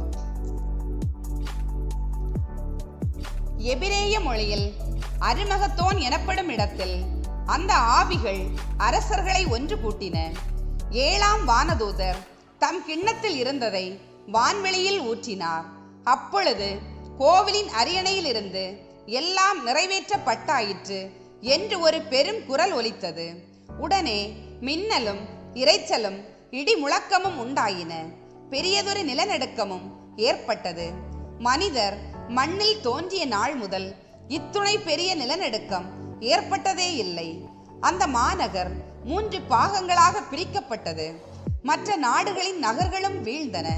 கடவுள் பாபிலோன் மாநகரை நினைவில் கொண்டு தம் கடும் சீற்றம் என்ற மது நிரம்பிய கிண்ணத்தை அதற்கு குடிக்க கொடுத்தார். தீவுகளெல்லாம் மறைந்து போயின, மலைகளும் காணப்படவில்லை. கல்மழை பெரும் கற்களாக விண்ணிலிருந்து மக்கள் மீது பெய்தது. கல்மழையால் ஏற்பட்ட இவ்வாதை மிக கொடியதாயிருந்ததால் மக்கள் கடவுளை பழித்துரைத்தார்கள். அதிகாரம் 17. 7 கிண்ணங்களை கொண்டிருந்த 7 வானதூதர்களுள் ஒருவர் வந்து என்னோடு பேசி, வா, நீர்த்திரள் மேல் அமர்ந்திருக்கும் பெயர் போன விலைமகளுக்கு வரவிருக்கும் தண்டனையை உனக்கு காட்டுவேன். மண்ணுலகின் அரசர்கள் அவளோடு பரத்தமையில் ஈடுபட்டார்கள். மண்ணுலகில் வாழ்வோர் அவளது பரத்தமை என்னும் மதுவினால் வெறி கொண்டிருக்கிறார்கள் என்றார். அப்பொழுது தூய ஆவியால் ஆட்கொள்ள பெற்ற என்னை அந்த வானதூதர் பாலை நிலத்துக்கு கொண்டு சென்றார். அங்கே கருஞ்சிவப்பு விலங்கின் மீது அமர்ந்திருந்த ஒரு பெண்ணை கண்டேன். அவ்விலங்கின் உடல் முழுவதும் கடவுளை பழித்துரைக்கும் பெயர்கள் நிறைந்திருந்தன.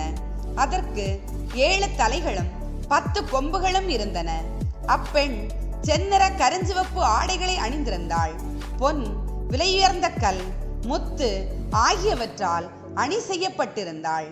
அவளது பரத்தமையின் அருவருப்பும் அழுக்கும் நிறைந்த பொன் கிண்ணம் அவளது கையில் இருந்தது. மறைபொருள் கொண்ட பெயர் ஒன்று அவளது நெற்றியில் எழுதப்பட்டிருந்தது. பாபிலோன் மாநகர் விலை மகளிருக்கும் மண்ணுலகின் அருவருப்புகள் அனைத்துக்குமே தாய் என்பதே அதன் பொருள். அப்பெண் இறைமக்களின் இரத்தத்தையும் இயேசுவின் சாட்சிகளுடைய இரத்தத்தையும் குடித்து வெறி கொண்டிருக்க கண்டேன். நான் அவளை கண்டபோது பெரும் வியப்பில் ஆழ்ந்தேன். அதற்கு அந்த வானதூதர் என்னிடம் கூறியது, நீ வியப்பு அடைவது ஏன்? அப்பெண்ணை பற்றிய மறைபொருளையும் 7 தலைகளும் 10 கொம்புகளும் கொண்டதாய் அவளை சுமந்து செல்லும் விலங்கின் மறைபொருளையும் உனக்கு சொல்கிறேன். நீ கண்ட விலங்கு முன்பு உயிரோடு இருந்தது, இப்போது இல்லை. படுகுழியிலிருந்து அது ஏறி வரவிருக்கிறது, ஆனால் அழிந்துவிடும். உலகம் தோன்றியது முதல் வாழ்வின் நூலில் பெயர் எழுதப்படாத மண்ணுலகு வாழ் மக்கள் அனைவரும் அந்த விலங்கை கண்டு வியப்பு அடைவார்கள். ஏனெனில் அது முன்பு உயிரோடு இருந்தது, இப்போது இல்லை, ஆனால் மீண்டும் உயிர் பெற்று வரும். இதை புரிந்து கொள்ள ஞானம் தேவைப்படுகிறது. அந்த 7 தலைகளும் அப்பெண் அமர்ந்திருக்கும் 7 மலைகளை குறிக்கும், 7 அரசர்களையும் குறிக்கும். இந்த அரசர்களுள் 5 வீழ்ச்சியுற்றவர். இப்போது ஒருவர் ஆட்சி செலுத்துகிறார், இன்னொருவர் இன்னும் தோன்றவில்லை. அவர் தோன்றி சிறிது காலமே ஆட்சி புரிய முடியும். முன்பு உயிரோடு இருந்து இப்போது இல்லாத அந்த விலங்கு 8வது அரசரை குறிக்கும். அந்த 7 அரசர்களுள் ஒருவரான அவரும் அழிந்து விடுவார். நீ கண்ட 10 கொம்புகளும் 10 அரசர்களை குறிக்கும். அவர்கள் இன்னும் ஆட்சியுரிமை பெறவில்லை, ஆனால் அவர்கள் விலங்கோடு சேர்ந்து 1 மணி அளவு அரசாள அதிகாரம் பெறுவார்கள். அவர்கள் ஒருமனப்பட்டவராய் தங்கள் வல்லமையையும் அதிகாரத்தையும் அவ்விலங்கிடம் ஒப்படைத்தார்கள். அவர்கள் ஆட்டுக்குட்டியோடு போர் புரிவார்கள், ஆனால் அது அவர்களை வென்றுவிடும். கடவுளால் அழைக்க பெற்று தேர்ந்தெடுக்க பெற்று உண்மையுள்ளவர்களாய் ஆட்டுக்குட்டியோடு இருப்பவர்களும் வெற்றி கொள்வார்கள். ஏனெனில் ஆட்டுக்குட்டி ஆண்டவருக்கெல்லாம் ஆண்டவர், அரசருக்கெல்லாம் அரசர். வானதூதர் தொடர்ந்து என்னிடம் சொன்னது, அந்த விலைமகள் நீர்த்திரள் மேல் அமர்ந்திருக்க நீ கண்டாய். அந்த நீர்த்திரள் பல்வேறு இனத்தினர், மக்கள் கூட்டத்தினர், நாட்டினர், மொழியினர் ஆகியோரை குறிக்கும். நீ கண்ட 10 கொம்புகளும் விலங்கும் அந்த விலைமகள் மீது வெறுப்பு கொண்டு அவளிடமிருந்து அனைத்தையும் பறித்துவிட்டு அவளை பிறந்த மேனியாக்கும். அவளது சதையை தின்று அவளை நெருப்பினால் சுட்டெரிக்கும். ஏனெனில் கடவுள் தமது நோக்கத்தை நிறைவேற்றவே அந்நாட்டினரின் உள்ளங்களை தூண்டிவிட்டார். அவரது வாக்கு நிறைவேறும் வரை அவர்கள் ஒருமனப்பட்டவராய் தங்களது ஆட்சியை விலங்கிடம் ஒப்படைத்ததும் அதே காரணத்தினால்தான். நீ கண்ட பெண் மண்ணுலக அரசுகள் மீது ஆட்சி செலுத்தும் மாநகராகும். அதிகாரம் 18.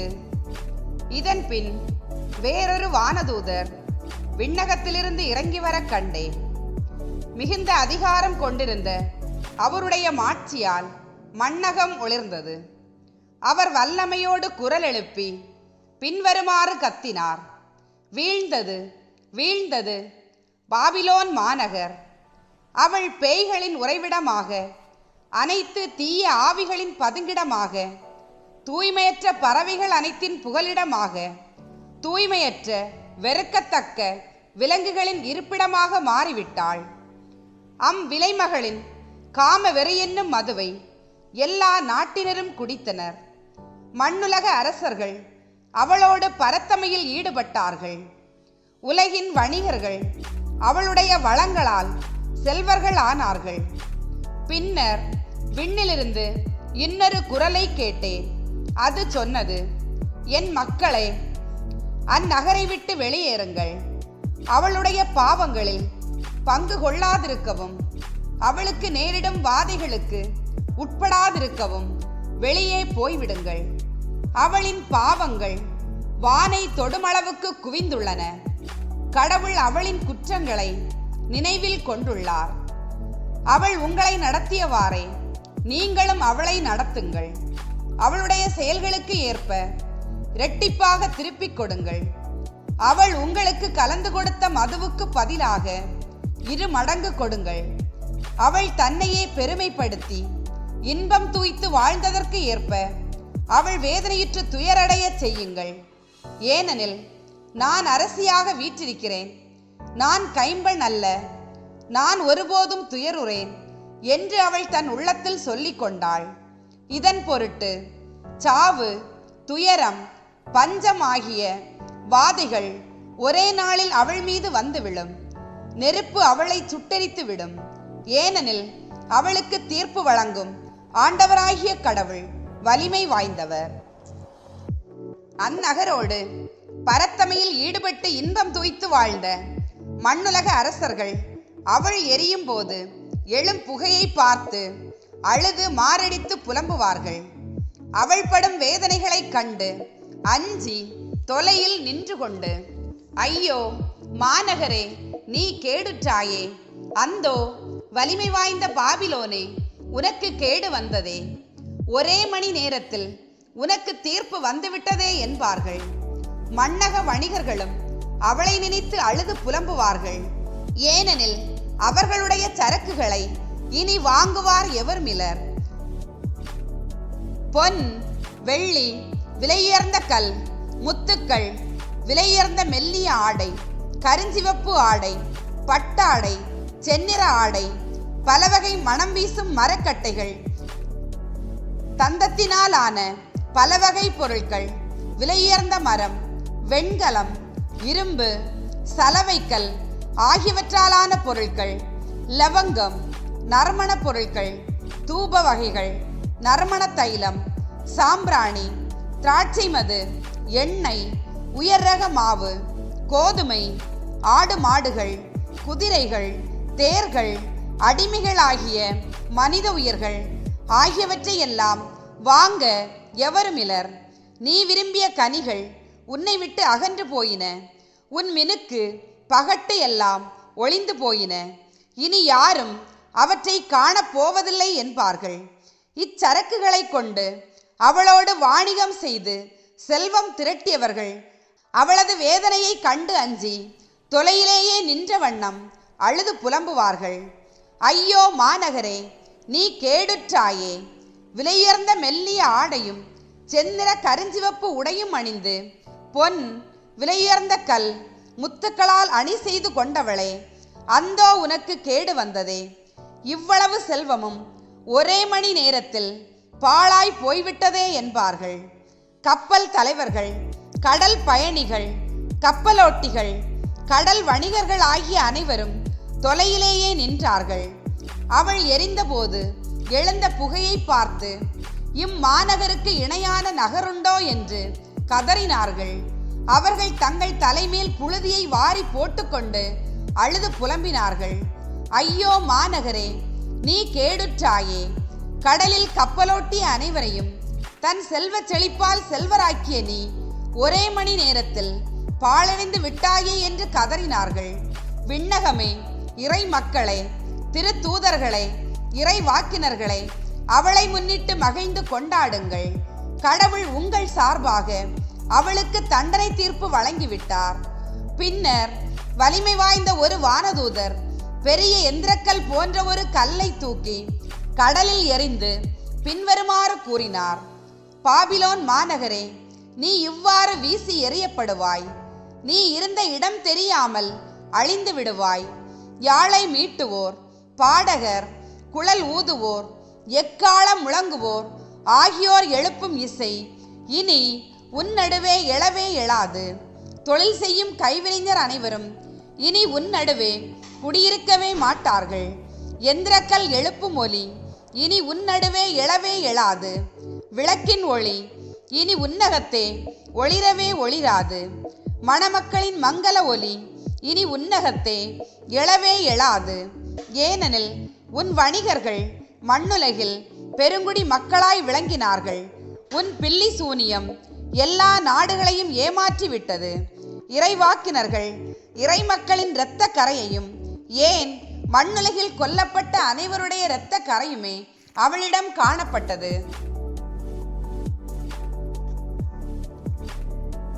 அதிகாரம் 19. இதன் பின் பெருந்திரளான மக்களின் கூச்சல் போன்ற ஒலி விண்ணகத்தில் எழக் கேட்டேன். அது பின்வருமாறு முழங்கியது: அல்லேலூயா! மீட்பும் மாட்சியும் வல்லமையும் நம் கடவுளுக்கே உரியன. ஏனெனில் அவருடைய தீர்ப்புகள் உண்மையுள்ளவை, நீதியானவை. தன் பரத்தமையால் மண்ணுலகை அழிவுக்குட்படுத்திய பேர் போன அந்த விலைமகளுக்கு அவர் தீர்ப்பு வழங்கினார். தம் பணியாளர்களை கொன்றதற்காக அவளை பழி வாங்கினார். மீண்டும் அந்த மக்கள் அல்லேலூயா, அந்த நகர் நடுவிலிருந்து புகை என்றென்றும் மேலே எழுந்த வண்ணம் உள்ளது என்றார்கள்.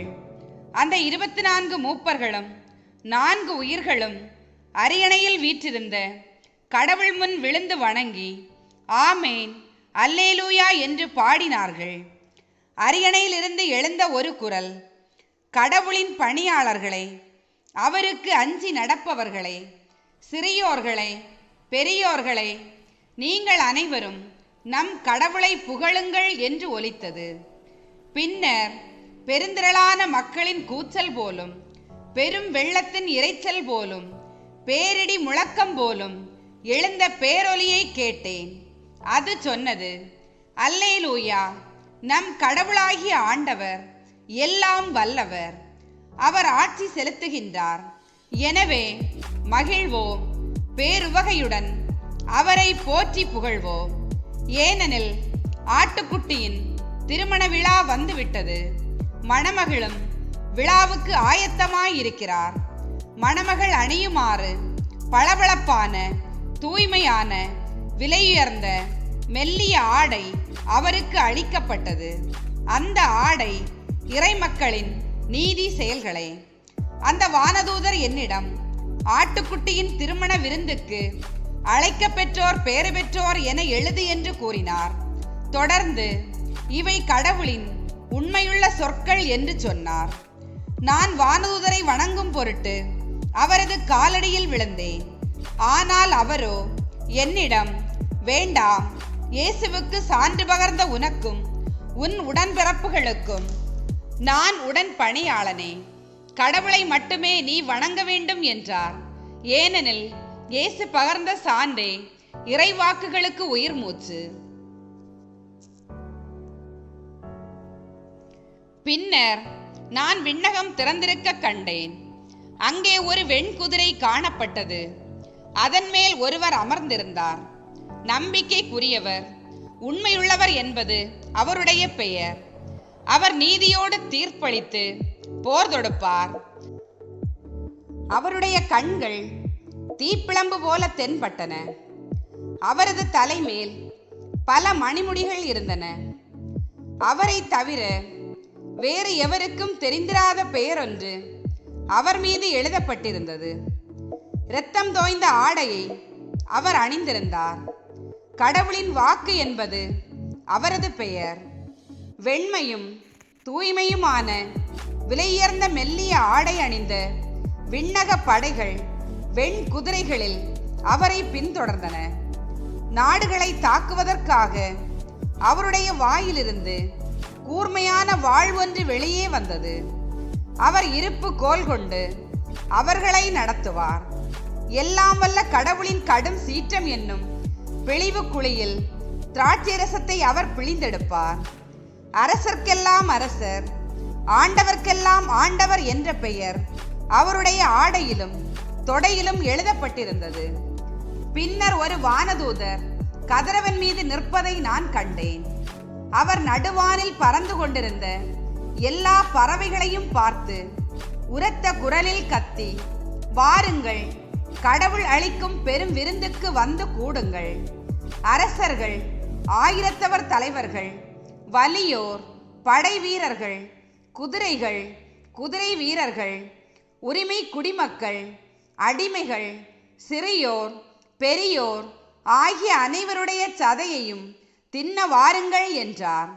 அந்த விலங்கும் மண்ணுலக அரசர்களும் அவர்களுடைய படைகளும் குதிரை மீது அமர்ந்திருந்தவரோடும் அவருடைய படைகளோடும் போர் தொடுக்குமாறு கூடியிருக்க கண்டேன். அவ்விலங்கு பிடிபட்டது. அதன் முன்னிலையில் அருமடையாளங்கள் செய்திருந்த போலி இறைவாக்கினனும் அதோடு சேர்ந்து பிடிபட்டான். தான் செய்த அருமடையாளங்களால் அந்த விலங்குக்குரிய குறியிட்டு கொண்டவர்களையும் அதன் சிலையை வணங்கி வந்தவர்களையும் ஏமாற்றியவன் அவனே. அந்த போலி இறைவாக்கினனும் விலங்கும் கந்தகம் எரிந்து கொண்டிருந்த நெருப்பு ஏரியில் உயிரோடு எறியப்பட்டார்கள். மற்றவர்கள் குதிரை மீது அமர்ந்திருந்தவருடைய வாயினின்று வெளியே வந்த வாளால் கொல்லப்பட்டார்கள். பறவைகளெல்லாம் அவர்களின் சதையை வயிறார தின்றன. அதிகாரம் 20.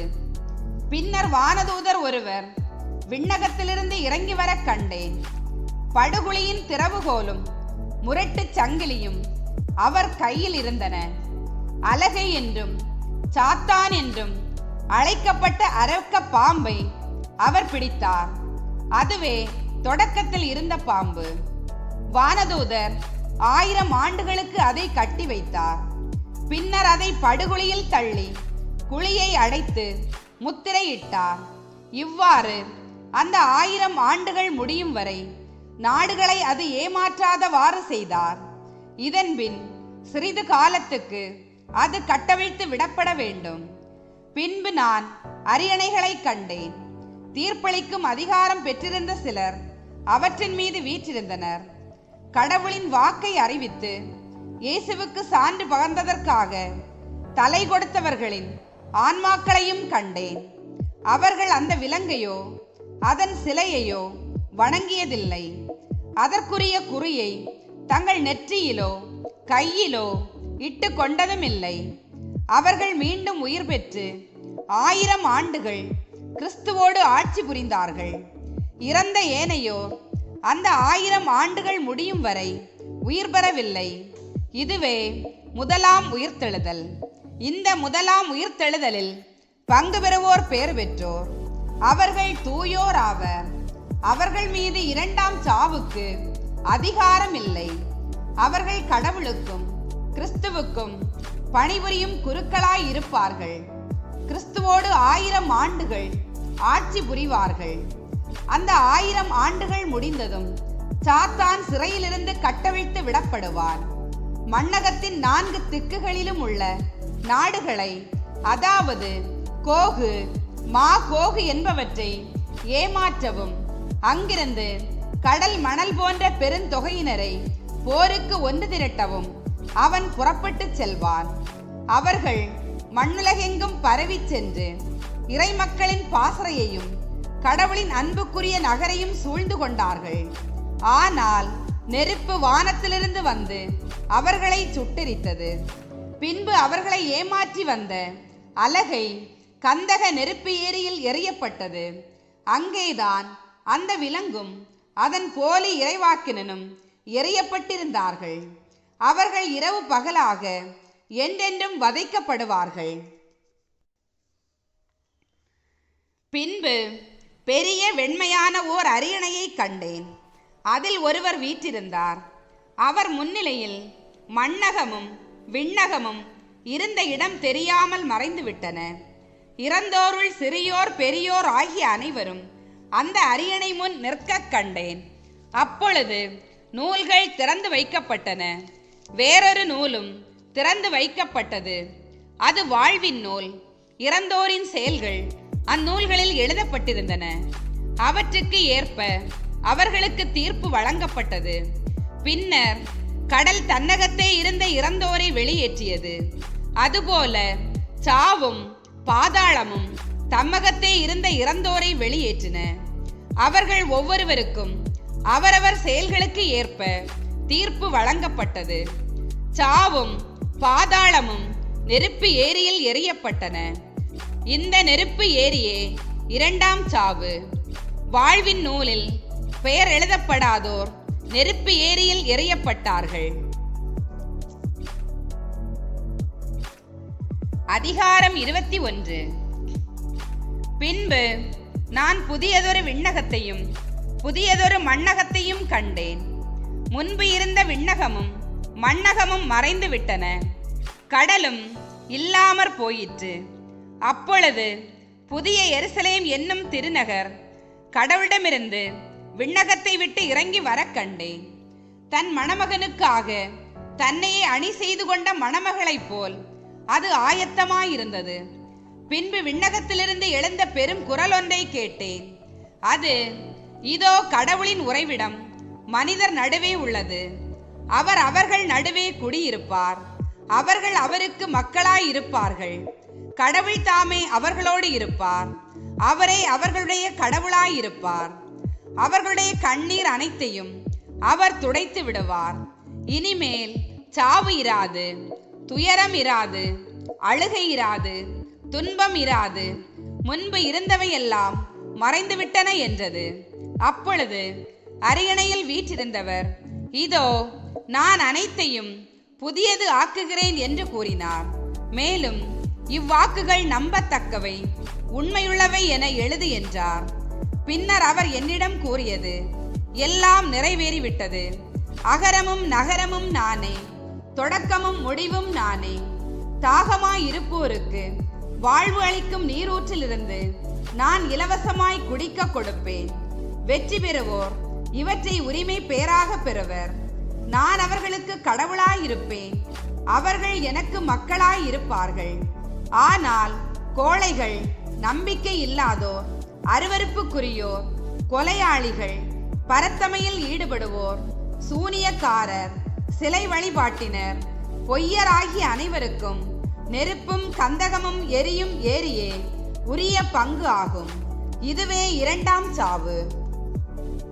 இறுதியாக அந்த 7 வாதைகள் நிறைந்த 7 கிண்ணங்களை கொண்டிருந்த 7 வானதூதர்களுள் ஒருவர் வந்து, வா, ஆட்டுக்குட்டி மணந்து கொண்ட மணமகளை உனக்கு காட்டுவேன் என்று என்னிடம் கூறினார்.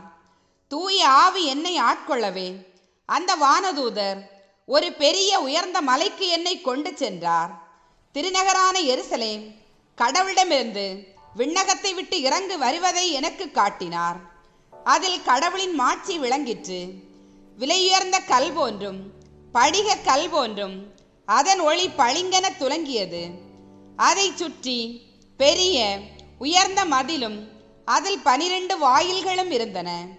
வாயில்களுக்கு பொறுப்பாய் 12 வானதூதர்கள் நின்றார்கள். இஸ்ரேல் மக்களுடைய 12 குலங்களின் பெயர்களும் அவ்வாயில்களில் பொறிக்கப்பட்டிருந்தன. கிழக்கே 3, வடக்கே 3, தெற்கே 3, மேற்கே 3 அவை அமைந்திருந்தன. நகரின் மதில் 12 அடி கற்களை கொண்டிருந்தது. அவற்றில் ஆட்டுக்குட்டியின் 12 திரு தூதர்களின் பெயர்களும் எழுதப்பட்டிருந்தன.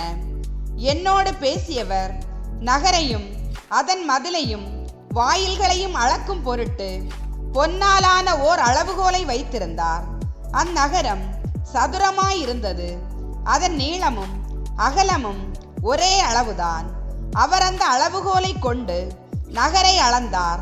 அதன் அளவு 2400 கிலோமீட்டர். அதன் நீளம், அகலம், உயரம் எல்லாமே ஒரே அளவுதான். பின்னவர் மதிலை அளந்தார். அதன் உயரம் 216 அடி. மனிதரிடையே வழக்கில் இருந்த அளவைகளையே அவரும் பயன்படுத்தினார். அதன் மதில் படிக கற்களால் கட்டப்பட்டிருந்தது. அந்நகரோ தூய்மையான கண்ணாடி போன்ற பசும் பொன்னால் ஆனது. நகர மதிலின் அடிக்கற்கள் விலையுயர்ந்த எல்லாவித கற்களாலும் அணி செய்யப்பட்டிருந்தன. முதலாவது படிகக்கல், இரண்டாவது நீலமணி, மூன்றாவது பல வண்ண படிகம், நான்காவது மரகதம், ஐந்தாவது கோமேதகம், ஆறாவது மாணிக்கம், ஏழாவது பொற்கல், எட்டாவது படிகப்பச்சை, ஒன்பதாவது புட்பராகம், பத்தாவது வைடூரியம், 11வது பதுமராகம், 12வது சுகந்தி. 12 வாயில்களும் 12 முத்துக்களால் ஆனவை. ஒவ்வொரு வாயிலும் ஒவ்வொரு வகையான முத்தால் ஆனது. நகரின் தெரு தெள்ள தெளிவான கண்ணாடி போன்ற பசும் பொன்னால் ஆனது. நகருக்குள் கோவில் காணப்படவில்லை. ஏனெனில் எல்லாம் வல்ல கடவுளாகிய ஆண்டவரும் ஆட்டுக்குட்டியுமே அதன் கோவில். அந்நகருக்கு ஒளி கொடுக்க கதிரவனோ நிலாவோ தேவைப்படவில்லை. கடவுளின் மாட்சியே அதன் ஒளி, ஆட்டுக்குட்டியே அதன் விளக்கு. மக்களினத்தார் அதன் ஒளியில் நடப்பர். மண்ணுலக அரசர்கள் தங்களுக்கு பெருமை சேர்ப்பவற்றை எல்லாம் அங்கு கொண்டு செல்வார்கள். அதன் வாயில்கள் நாள் முழுவதும் திறந்திருக்கும். அங்கு இரவே இராது. உலகின் பெருமையும் மாண்பும் எல்லாம் அங்கு கொண்டு செல்லப்படும். ஆனால் தீட்டுப்பட்டது எதுவும் ஒருபோதும் அதில் நுழையாது. அதுபோல் அருவருப்பானதை செய்வோரும் பொய்யரும் அதில் நுழைய மாட்டார்கள். ஆட்டுக்குட்டி வைத்திருக்கும் வாழ்வின் நூலில் பெயர் எழுதப்பட்டவர்கள் மட்டுமே அதில் நுழைவார்கள். அதிகாரம் 22. பின்பு அந்த வானதூதர் வாழ்வு அளிக்கும் தண்ணீர் ஓடிக்கொண்டிருந்த ஓர் ஆற்றை எனக்கு காட்டினார். அது பளிங்கு போல் ஒளிர்ந்தது. அது கடவுளும் ஆட்டுக்குட்டியும் வீற்றிருந்த அரியணையிலிருந்து புறப்பட்டு நகரின் தெருநடுவே பாய்ந்தோடியது. ஆற்றின் இரு மருங்கும் வாழ்வு தரும் மரம் இருந்தது. மாதத்துக்கு ஒரு முறையாக அது ஆண்டுதோறும் 12 முறை கனிகள் தரும். அதன் இலைகள் மக்களினங்களை குணப்படுத்த கூடியவை. சாபத்துக்கு உள்ளானது எதுவும் நகரில் இராது. கடவுளும் ஆட்டுக்குட்டியும் வீற்றிருக்கும் அரியணை அங்கு இருக்கும். கடவுளின் பணியாளர்கள் அவரை வழிபடுவார்கள். அவரது முகத்தை காண்பார்கள். அவரது பெயர் அவர்களுடைய நெற்றியில் எழுதப்பட்டிருக்கும். இனி இரவே இராது. விளக்கின் ஒளியோ கதிரவனின் ஒளியோ அவர்களுக்கு தேவைப்படாது. ஏனெனில் கடவுளாகிய ஆண்டவர் அவர்கள் மீது ஒளி வீசுவார். அவர்கள் என்றென்றும் ஆட்சி புரிவார்கள். பின்னர் அந்த வானதூதர் என்னிடம், இவ்வாக்குகள் நம்பத்தக்கவை, உண்மையுள்ளவை, விரைவில் நிகழ வேண்டியவற்றை தம் பணியாளர்களுக்கு காட்டுமாறு இறைவாக்கினரை தூண்டி எழுப்பும் கடவுளாகிய ஆண்டவர் தம் வானதூதரை அனுப்பினார். இதோ நான் விரைவில் வருகிறேன் என்றார். இந்த நூலில் உள்ள இறைவாக்குகளை கடைபிடிப்போர் பேறு பெற்றோர். யோவானாகிய நானே இவற்றையெல்லாம் கண்டேன், கேட்டேன். அப்பொழுது இவற்றை எனக்கு காட்டிய வானதூதரை வணங்கும் பொருட்டு அவருடைய காலடியில் விழுந்தேன். அவரோ என்னிடம், வேண்டாம், உனக்கும் இறைவாக்கினர்களான உன் சகோதரர் சகோதரிகளுக்கும் இந்த நூலில் உள்ள வாக்குகளை கடைபிடிப்போருக்கும் நான் உடன் பணியாளனே. கடவுளை மட்டுமே நீ வணங்க வேண்டும் என்றார். அவர் தொடர்ந்து என்னிடம் பின்வருமாறு கூறினார். இந்த நூலில் உள்ள இறைவாக்குகளை முத்திரையிட்டு வைக்காதே. இதோ காலம் நெருங்கி வந்துவிட்டது.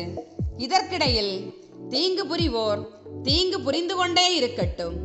இழுக்கானவற்றை செய்வோர் இழுக்கானவற்றை செய்து கொண்டே இருக்கட்டும். தூயோர் தூய்மையானவற்றை செய்து கொண்டே இருக்கட்டும். இதோ நான் விரைவில் வருகிறேன். அவரவர் செயலுக்கு ஏற்ப அவரவருக்கு நான் அளிக்கவிருக்கின்ற கைமாறு என்னிடம் உள்ளது.